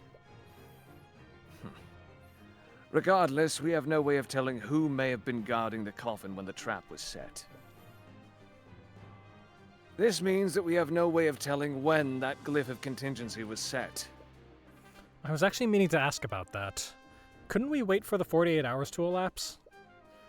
If we make note of the exact time the traces of evocation disappear, we can work backwards to discern the exact time the trap was set. Well, normally we could. When the spell activated, I unfortunately panicked and cast a firebolt to try and destroy it. Of course, it didn't even put a dent in the force cage. Because of that, he left traces of evocation at the exact location of the glyph of contingency. We can't discern which traces were left by the patron's glyph of contingency or His Majesty's firebolt. I'm terribly sorry about all that. You can't blame him for reacting like that, but it's gonna make figuring out who did this that much more difficult. Have either of you spoken to Aria since the trial? We have. I think she's doing the best she can, all things considered. No thanks to you. What? She's only in this situation because of you. Lucio, that's not... Me? You're the one who's heartlessly prosecuting her. She's far too weak for this. If that's what you truly think of her, you're grossly misunderstanding the kind of person that she is. She defied the role that you tried to force onto her, and she dedicated herself to fixing our broken kingdom. Ever since this started, all you've done is insult her. But you know nothing about her, and she's far stronger than you realize. Despite her lineage, she's always carved her own path and pursued her own justice. Her own path. She only became a prosecutor because of His Majesty. What are you talking about? She became a prosecutor to fix our corrupt justice system from the inside. And who do you think put those ideas into her mind? If she wanted to fix our justice system, she could have easily done so by slowly weakening House Sybil's influence. But she knew about your strange idolization of Ruby Tymora. And she knew how closely you followed each and every one of her cases. I know why she became a prosecutor. She thought that if she became like your idol and defeated her, you might finally notice her. You're wrong, Lucio. Aria Steelwind would never care about me that much. Are you seriously that dense? Oh, I'm glad he said it.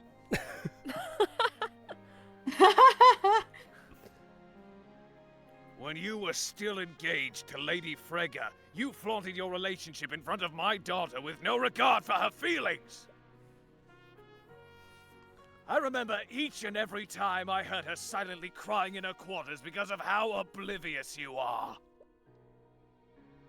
She's changed every part of herself in order to please you.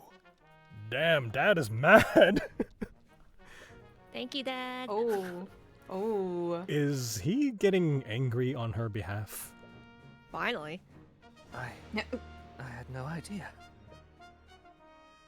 My daughter is far stronger than any of us. But she's weak when it comes to you. Lucio, there's no point in fighting amongst ourselves. Please stay focused on the investigation. It seems that he cares for Aria a lot more than you realized, and the eye shows that his feelings are genuine. But then why is he doing everything he can to convict her?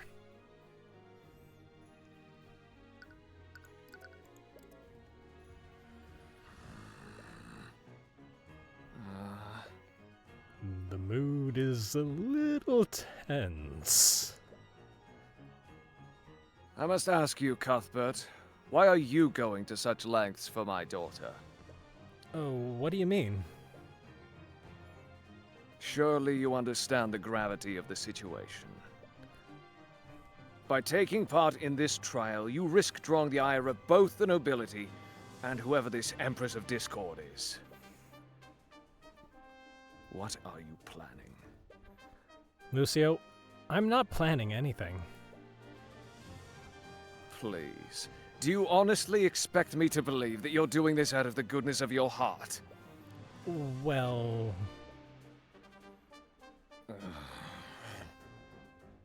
Scaled Lord. You actually are doing it for that reason. Is this what all Heavensborn are like? I don't like thinking about it that way. I just can't stand by while I see injustice taking place. And even if you're standing in my way, I'll do whatever it takes to save Aria.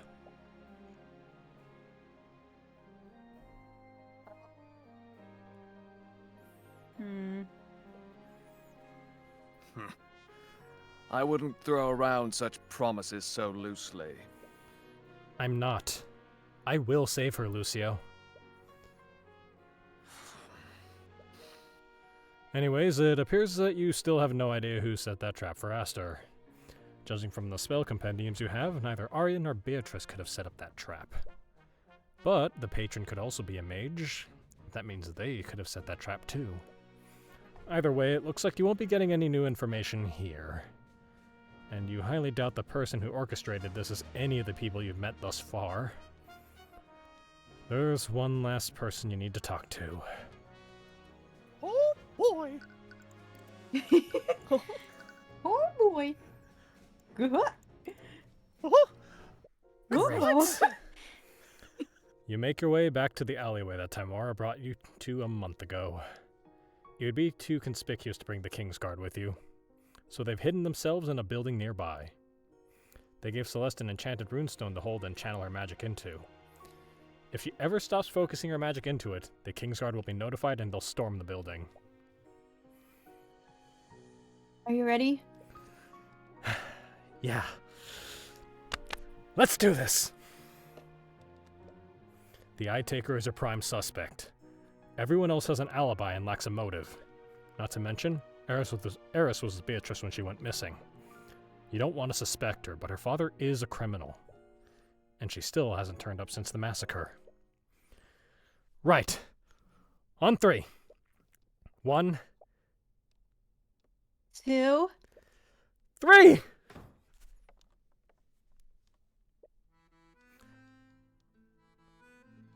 What? There's no one here. Damn it! Of course he's not here. You betrayed him and you knew where his hideout was. You take a close look at the desk he was sitting at during your previous visit. There's a thick layer of dust on it. Doesn't look like anyone's been here for a while. He must have moved his operation elsewhere the day you convicted Beatrice. I guess there's no point in staying hidden anymore. You see Celeste toss the Kingsguard runestone onto the ground. A few seconds later, you hear the footfalls of soldiers rushing towards your location. Freeze! In the name of the Wyvern Guard! You see him freeze as he scans the room and sees no one else there. Be careful, sir. They appear to have turned themselves invisible. They're not here, you idiot! I just take my job very seriously, then, okay. Oh.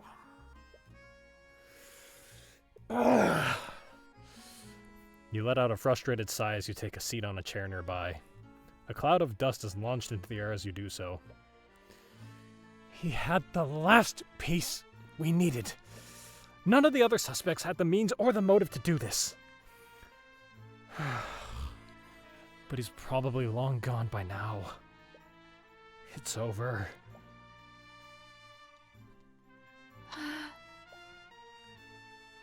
I'm sorry. But you did everything you could, didn't you? But it wasn't good enough. A part of you knew that it was a long shot. If he were involved in this, he'd definitely keep his head down. What do we do now? There has to be someone who knows where he is. Wait a minute. Actually, there is one person who might know where he is. What are you... Wait, you don't mean... At this point, it's the only option we have. Are you sure? You two aren't exactly... I know. But I can't let my personal feelings get in the way of saving Aria. You're not looking forward to seeing her again. At least that's what you keep telling yourself. Oh. Ugh, you'll have to process these feelings later. You have a job to do. Is it Mom? Is it Mama? Is it Mama? Is it right? Mama? You arrive at the office of Timora's law firm. Oh. According to Aria, Timora is still practicing. So it looks like she hasn't gone into hiding like the Eye Taker apparently did. And if anyone knows where he currently is, she will. You bring your hand up to knock on the door, but you stop for a moment. Sir? After everything that's happened, you still don't feel ready to face her. For the past month, all of those things that you said to keep her keep replaying in your mind. You feel the familiar warmth of Celeste's hand again. You take a deep breath and steel your resolve. You knock on the door. Every moment of silence thereafter fills you with anxiety and dread.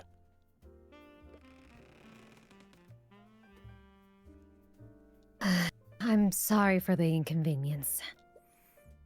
But I'm not currently accepting clients at...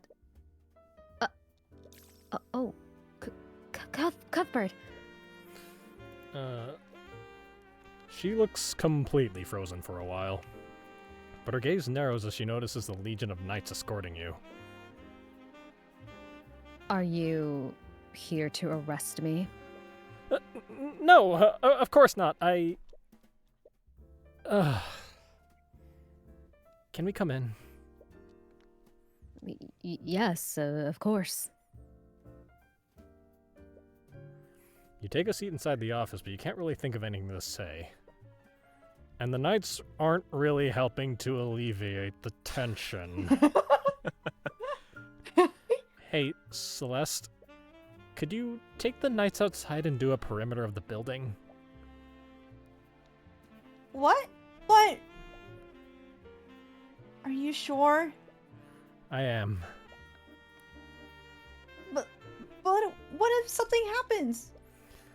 Celeste, we're in a populated building in the capital city of Wyverngard. I think I'll be fine. That's what you said last time. No, but...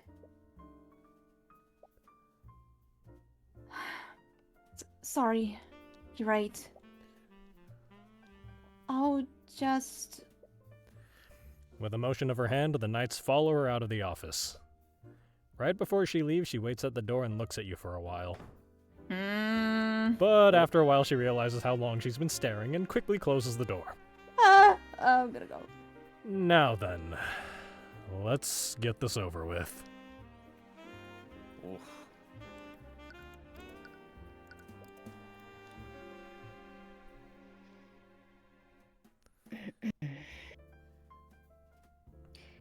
Is Celeste okay? She seems a bit on edge right now. Yeah, I think she's just been overprotective lately. I don't really blame her. I did almost die a few times in the last few days. What? It's a long story. And I don't think I'm even allowed to talk about it. Especially not with you. That last part came out with a little more disdain than you intended.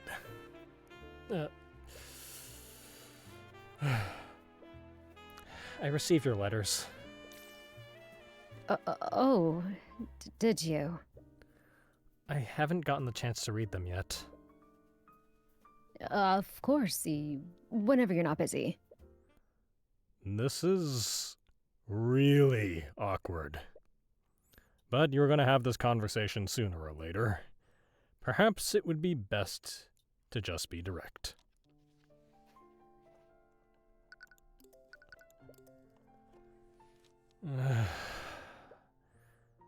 Miss Timora, I trusted you.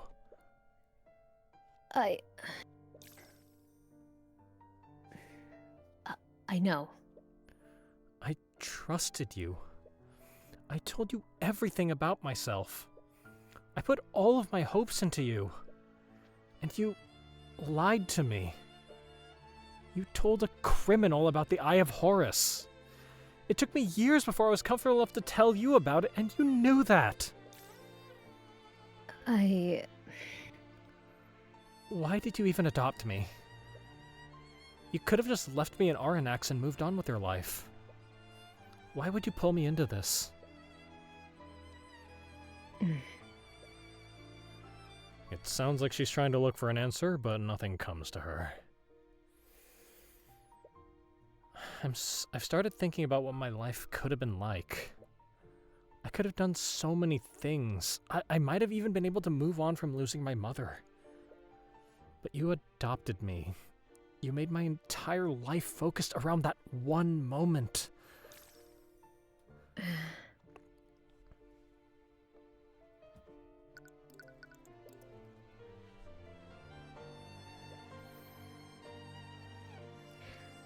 I had a son once.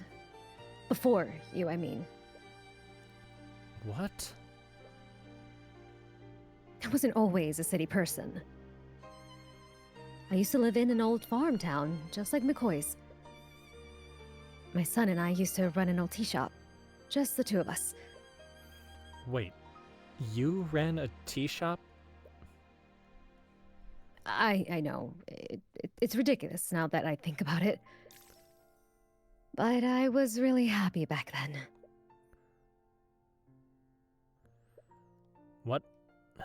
What happened? One night, a local nobleman had too much to drink at the local tavern. He barged into our shop and started destroying it with his magic. My son tried to stop him, but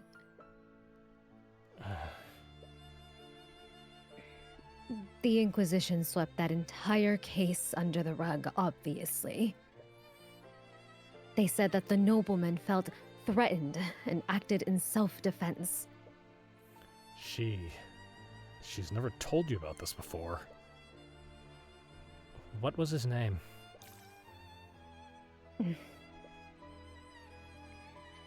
It was Rion. The hell? Huh? Okay, so canonically, Wow. Rion, you're my son now. Got it. Okay, cool. Okay. That is definitely a Wow. clip moment. You are not canonically my How son. about that? Got it. Okay. Oh my god. Oh.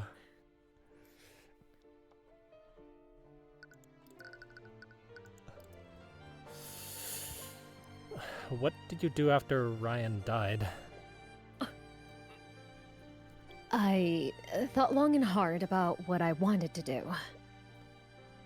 I was hurt and blinded by rage. So I decided I would take justice into my own hands. Wait, you didn't... No. At the time. I thought that killing him would be too easy. I broke into his manor and found every incriminating document I could find. I found everything from records of illegitimate children to plots he was making against other noble houses. I released everything to the public. It absolutely ruined him. That's when I realized that there was a way to make them pay. You didn't have to harm or kill anyone. You could just beat them at their own game. You could use the rules and laws they made against them. Just like an attorney. Yeah. Just like an attorney. When I realized that, I moved to the city and started studying law. I read every book there was to read about Wavengard's laws and learned how to work the system. I started representing clients who were clearly being framed by the nobility, but I really didn't care about saving them.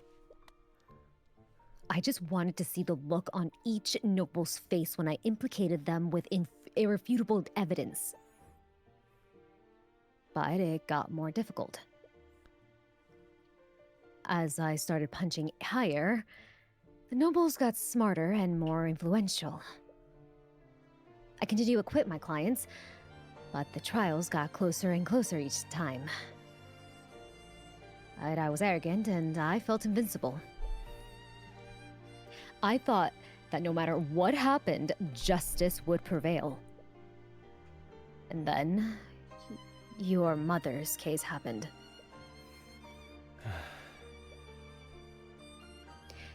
I've never met someone that remarkable before. She had this way of making you feel happy, no matter what kind of mood you were in. Yeah, I remember. But I failed her. And I failed you. Miss Timora, I never once blamed you for what happened. I know. But that doesn't change the fact that I couldn't acquit her. She was executed because I didn't do enough.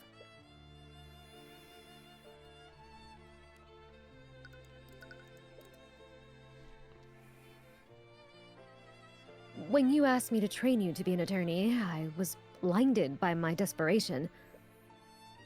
I felt so alone and helpless. I wanted someone, anyone, to carry this burden with me. So, how pathetic must I have been that I look for that in a grieving 10-year-old child?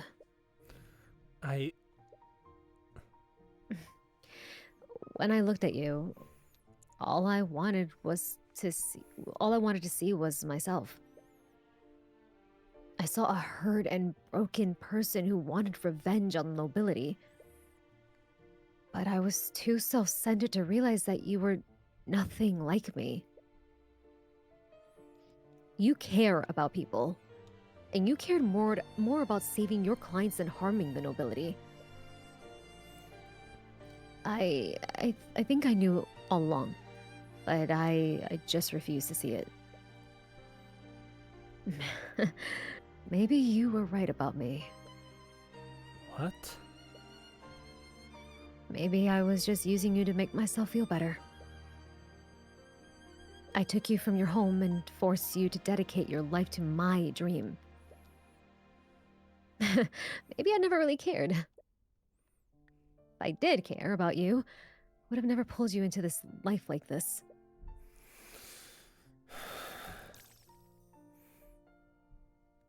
I'm sorry. And I can't begin to apologize for doing that to you.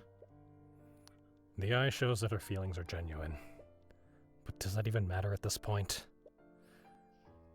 I've been thinking long and hard about this. I want to forgive you, Miss Timora, but I don't know if I can. I don't blame you. But I want to try.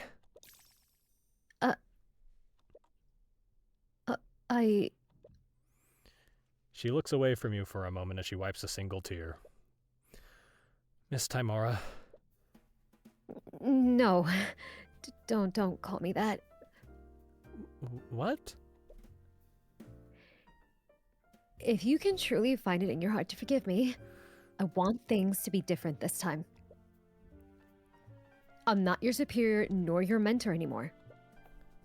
We're equals now. So call me by my first name. Okay. Ruby. Saying it feels really strange after all those years. But you hope you can get used to it.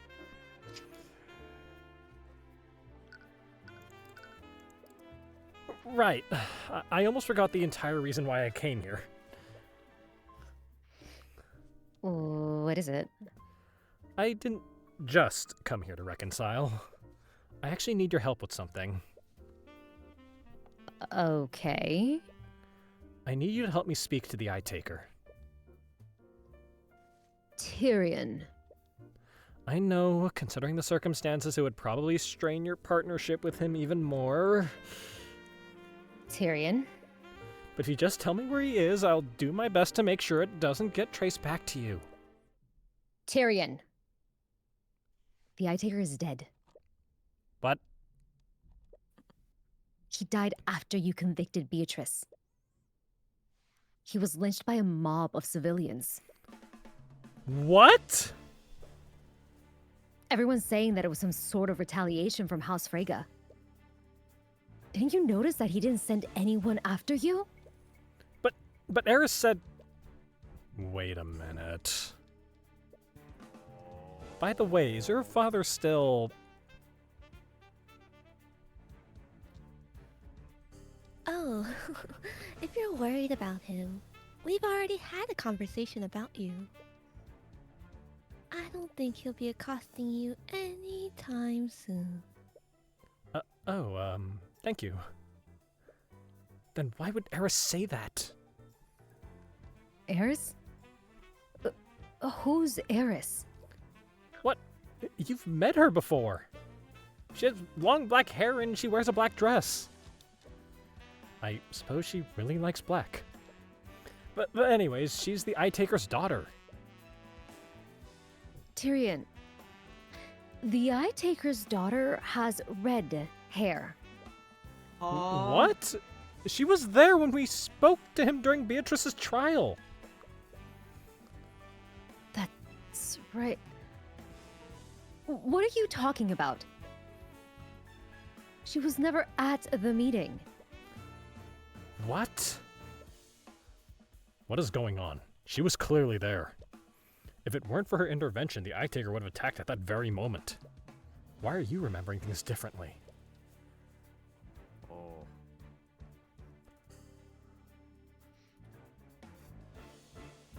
I'm sorry, Lucio. But whoever this patron is, they have full ownership of her mind. They could have easily commanded her to forget signing the contract in the first place.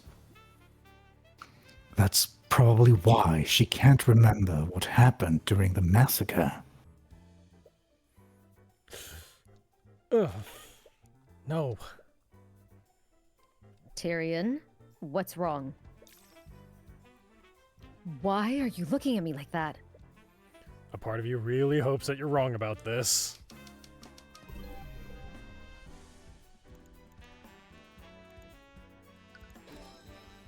That's the only explanation you can think of.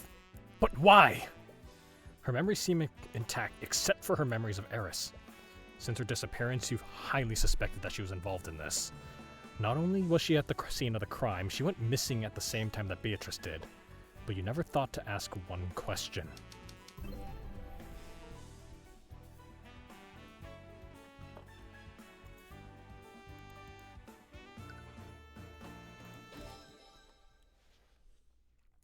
A flood of memories come back to you.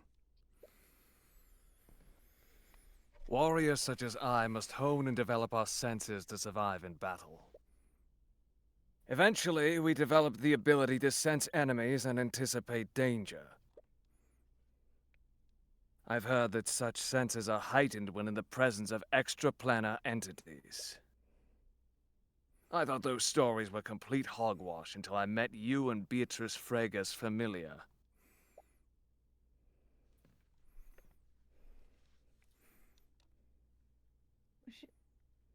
Tyrion, I fought literal monsters and barely escaped with my life. But when I'm near Eris, none of those creatures come even close. I get this feeling. It's like I'm in the front of a predator that I couldn't even ever hope to beat. Every instinct I have tells me to run whenever she's close by.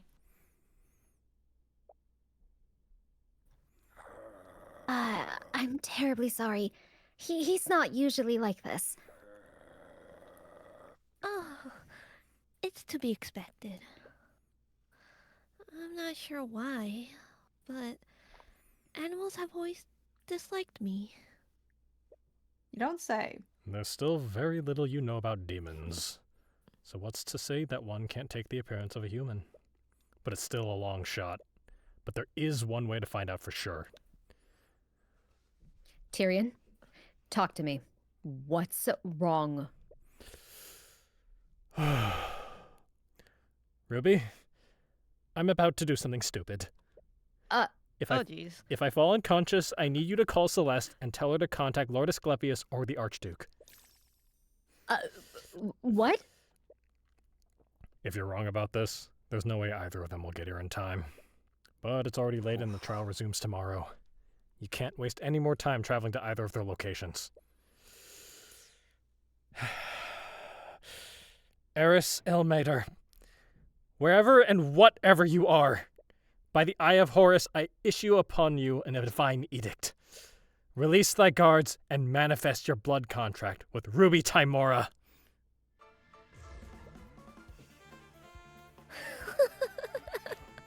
So, you finally figured it out, my dearest Tyrion.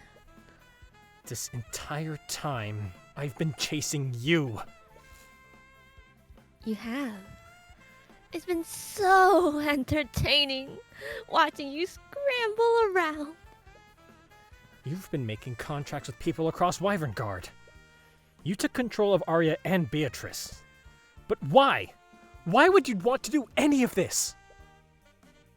Oh, I can't possibly reveal all my secrets. This isn't the proper stage to have our final battle.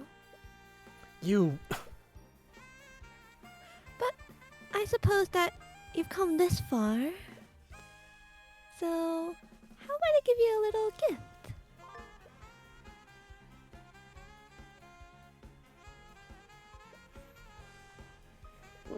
What was that? Ruby, Eris Illmater is a demon. And she's not just any demon. She's the Empress of Discord. And you signed a blood contract with her. That's why you can't remember anything about her. What?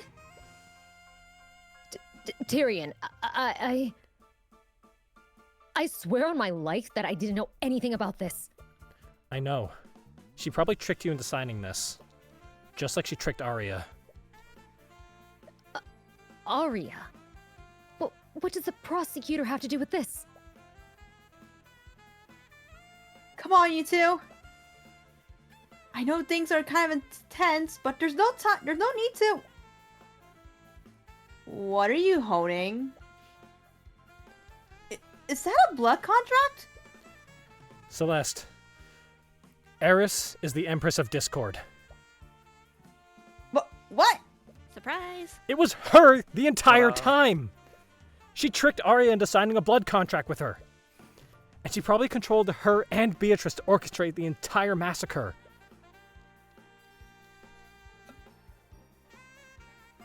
What? Tyrion, you're crazy, but also this is crazy. You know, I know I was scared of her that one time. But how could Ares be a demon? She looks nothing like Marrunath, whatever the name is. I forgot. Marrunath. Alexa. My name Marrunath. is Thank you, Marrunath. bro. It's English horn. Thank you. I know how unbelievable it is, but I used my divine edict with her name. That wouldn't have worked unless she was a demon. Yeah, I guess I can't disagree with that. Please ignore the fact that I just said I issued a divine edict. We'll need to contact the Grand General immediately. But if she's really a demon, is it even possible to arrest her? I mean, it can't hurt to try. It's already been a day. For someone like her, that would be more than enough time to skip town. We'll need to speak with the Archduke about this. Thank you, Ruby. You've helped us more than you could ever know. Yeah, of course. Celeste, let's meet up with everyone. We'll need to discuss our next course of action. Right. You're about to leave Ruby's office when she stops you. Tyrion? Have you been using the Eye of Horus lately? Yeah. I can't say much about what I'm doing right now, but I am in the middle of a case. It's just that... Oh, what's wrong? Never mind. I don't think it's my place to say anything. I think I'm just being my usual paranoid self. I'm not the one with the ability to read minds anyway. So if you're not seeing it, it's probably nothing.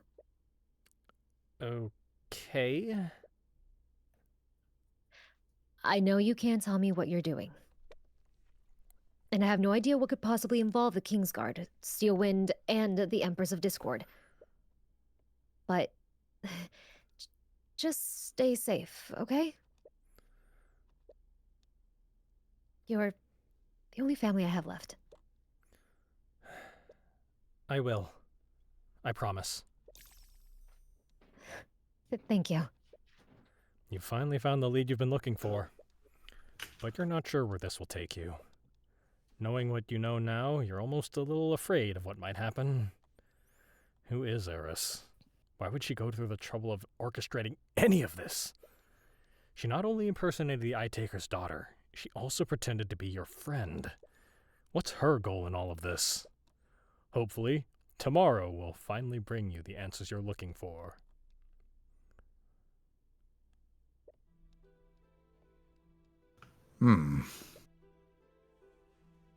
Is something wrong, Commander? Don't play dumb with me. You told me what you really are. What's your name, demon?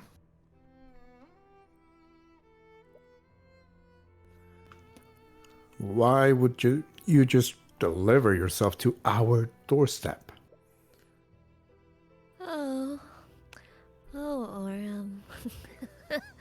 I put far too much work into this story to miss the final act. I can't wait to see how this ends. You killed 3 people and enslave an innocent girl. Is this all some kind of game to you? That's exactly what this is to me.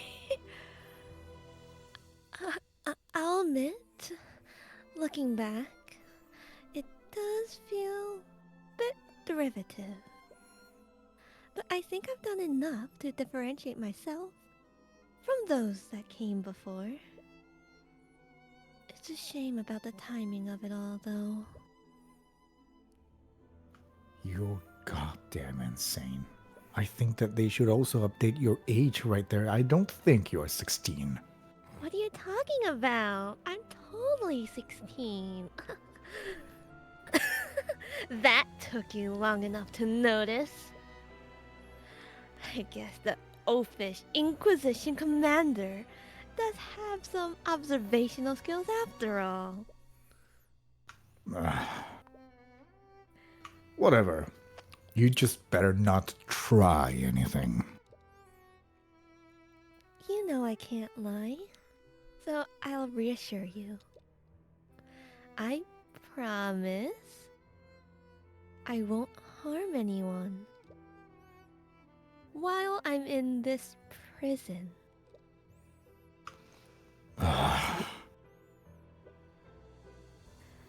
We're finally approaching the climax, Tyrion. No more deductions. No more talking.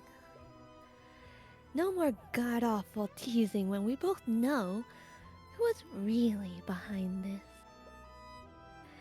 It's just me and you. Okay, Oh boy. so I can say with certainty we are definitely going to finish this next time, but it might still be a while. So, So next week then. yes. Next week for sure. Next week. Okay. Yeah, that trial's a little long. Damn. Next week, I'll be at KumoriCon in Portland. Hey! Ooh, sounds fun. Hope you have a good time. Have a good time. Gracias. Yeah, have all the fun. Be weird as the Portlanders are. I'll try. We did run out of frog suits, so Well, darn. Oh, Wait, wait, frog suits? There's a yeah, story. we ran out. How'd you run out of frog suits? Have you been using them in a way that consumes them? Oh my god. Maybe they've just been hopping away. There's been so many demonstrations, and there's so many people using frog suits that, like, not even Amazon had for a little while. That's amazing. There's a lot of frogs in Portland. Wait, what? there's a lot of frogs. Damn. Ribbit. It's Ribbit riveting for indeed. sure. Like a literal frog suit? Oh my goodness.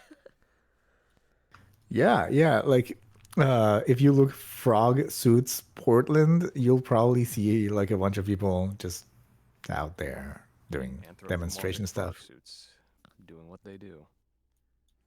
Fascinating. Has the humble T-Rex suit finally been supplanted?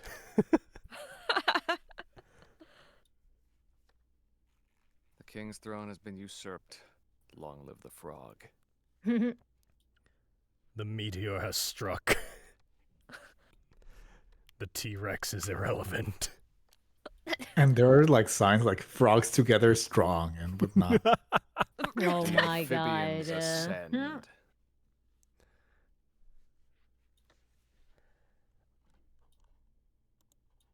Alas, no frog suit for me. I didn't get one in time. Oh, 07. No. Oh, Seven's in the chat. No. Oh, Seven's in the chat. Someone in the chat. Oh my gosh, But that was 9:22 already at my time? What the hell? Yeah, that's why I was just Oh, like, damn. great. They're like, oh dear, we gotta stop. Yeah, that's it's 23. enough. It's 12:30 a.m. for me. Oh, shit. Oh, sorry, fellow y'all. Nah. Sorry, y'all. Like, freaking work told me to, like, No, you're gonna you're- get out at 6. I'm like, No, you're fine. Oh yeah. It's okay. It's okay. It's not like it's 2 a.m. over here, so you're good. Yeah.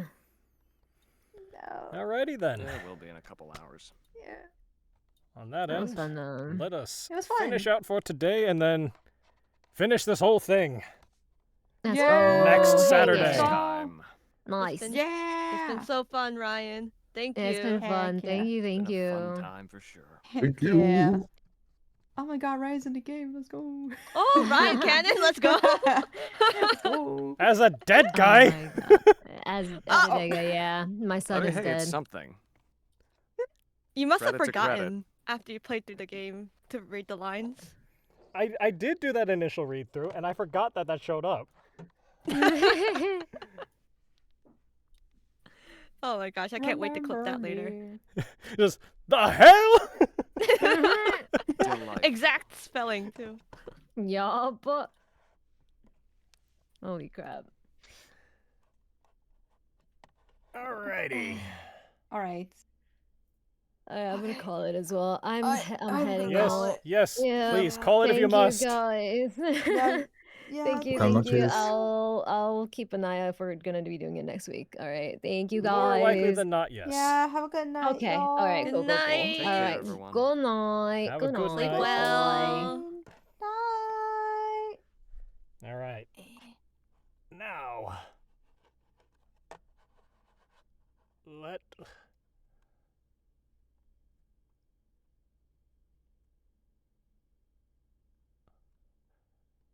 let me get us to raid somebody. Raid. Raid. Also, I don't know y'all hear, but each time I mute and unmute, I hear a ghostly sound. I don't know what's that about. Oh I yeah, never... Oh, I think it's Discord Discord. changed that. Holiday. It's for Halloween. How do I mute that? It's weird. Settings. I think. Okay. Notifications. Let me check. Yeah. So Notifications, settings, notifications. notifications. Scroll down until you find sounds. Okay. Look for event Okay, sound go. pack, Oh, there. and then switch it back to Discord default. Oh, what the frick? Why is it default? Okay, bro. Okay. I hope whenever I unmute and mute it, it doesn't pick up the.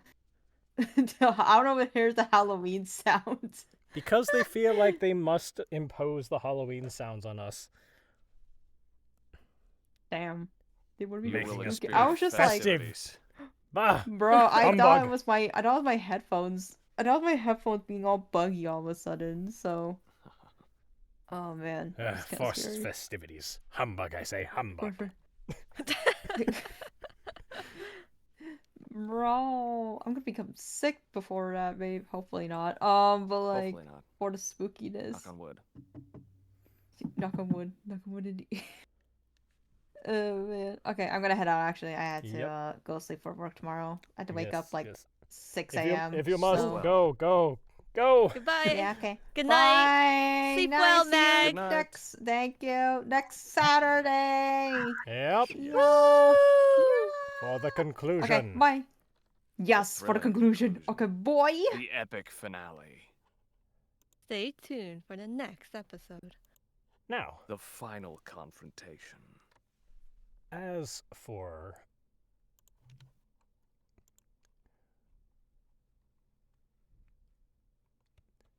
who we are going to raid, I got an idea. Oh. So we will raid Melisande, who is a voice actor who has worked in Apex Legends, Rurouni Kenshin, Borderlands 3, Tiny Tina's Wonderlands, Hearthstone, Smite, Octopath Traveler 2, The Legend of Heroes, Record of Ragnarok, Fairy Tail, Dragon Ball Super, My Hero Academia, and many more, but I'm not going to click on that link and go through the entire list. Well, whoa. I heard Legend there of a Heroes. while. Let's go. You Wait, is it what I'm read thinking? this. If it's Trails, then I'm like, oh, okay, say no more. But if it's something else. Okay, I'm going to click on the link so I can confirm which one. Here we Ryan, go. you read this, right? It's not like you knew all of those by heart. No, I read that. No, he's just that good. Trails in the Sky, first chapter. Ah! So I take it we We are. raid. Okay. We raid. Let's go. You may commence We the raid. raid. Plow and ready. Storm the castle. Let's go. All right, let's go. I can't see what I'm typing. Oh, crap, I had...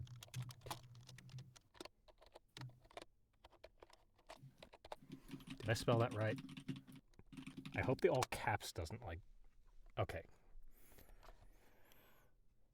Note to self, buy a new ribbon light for the booth. An excellent idea.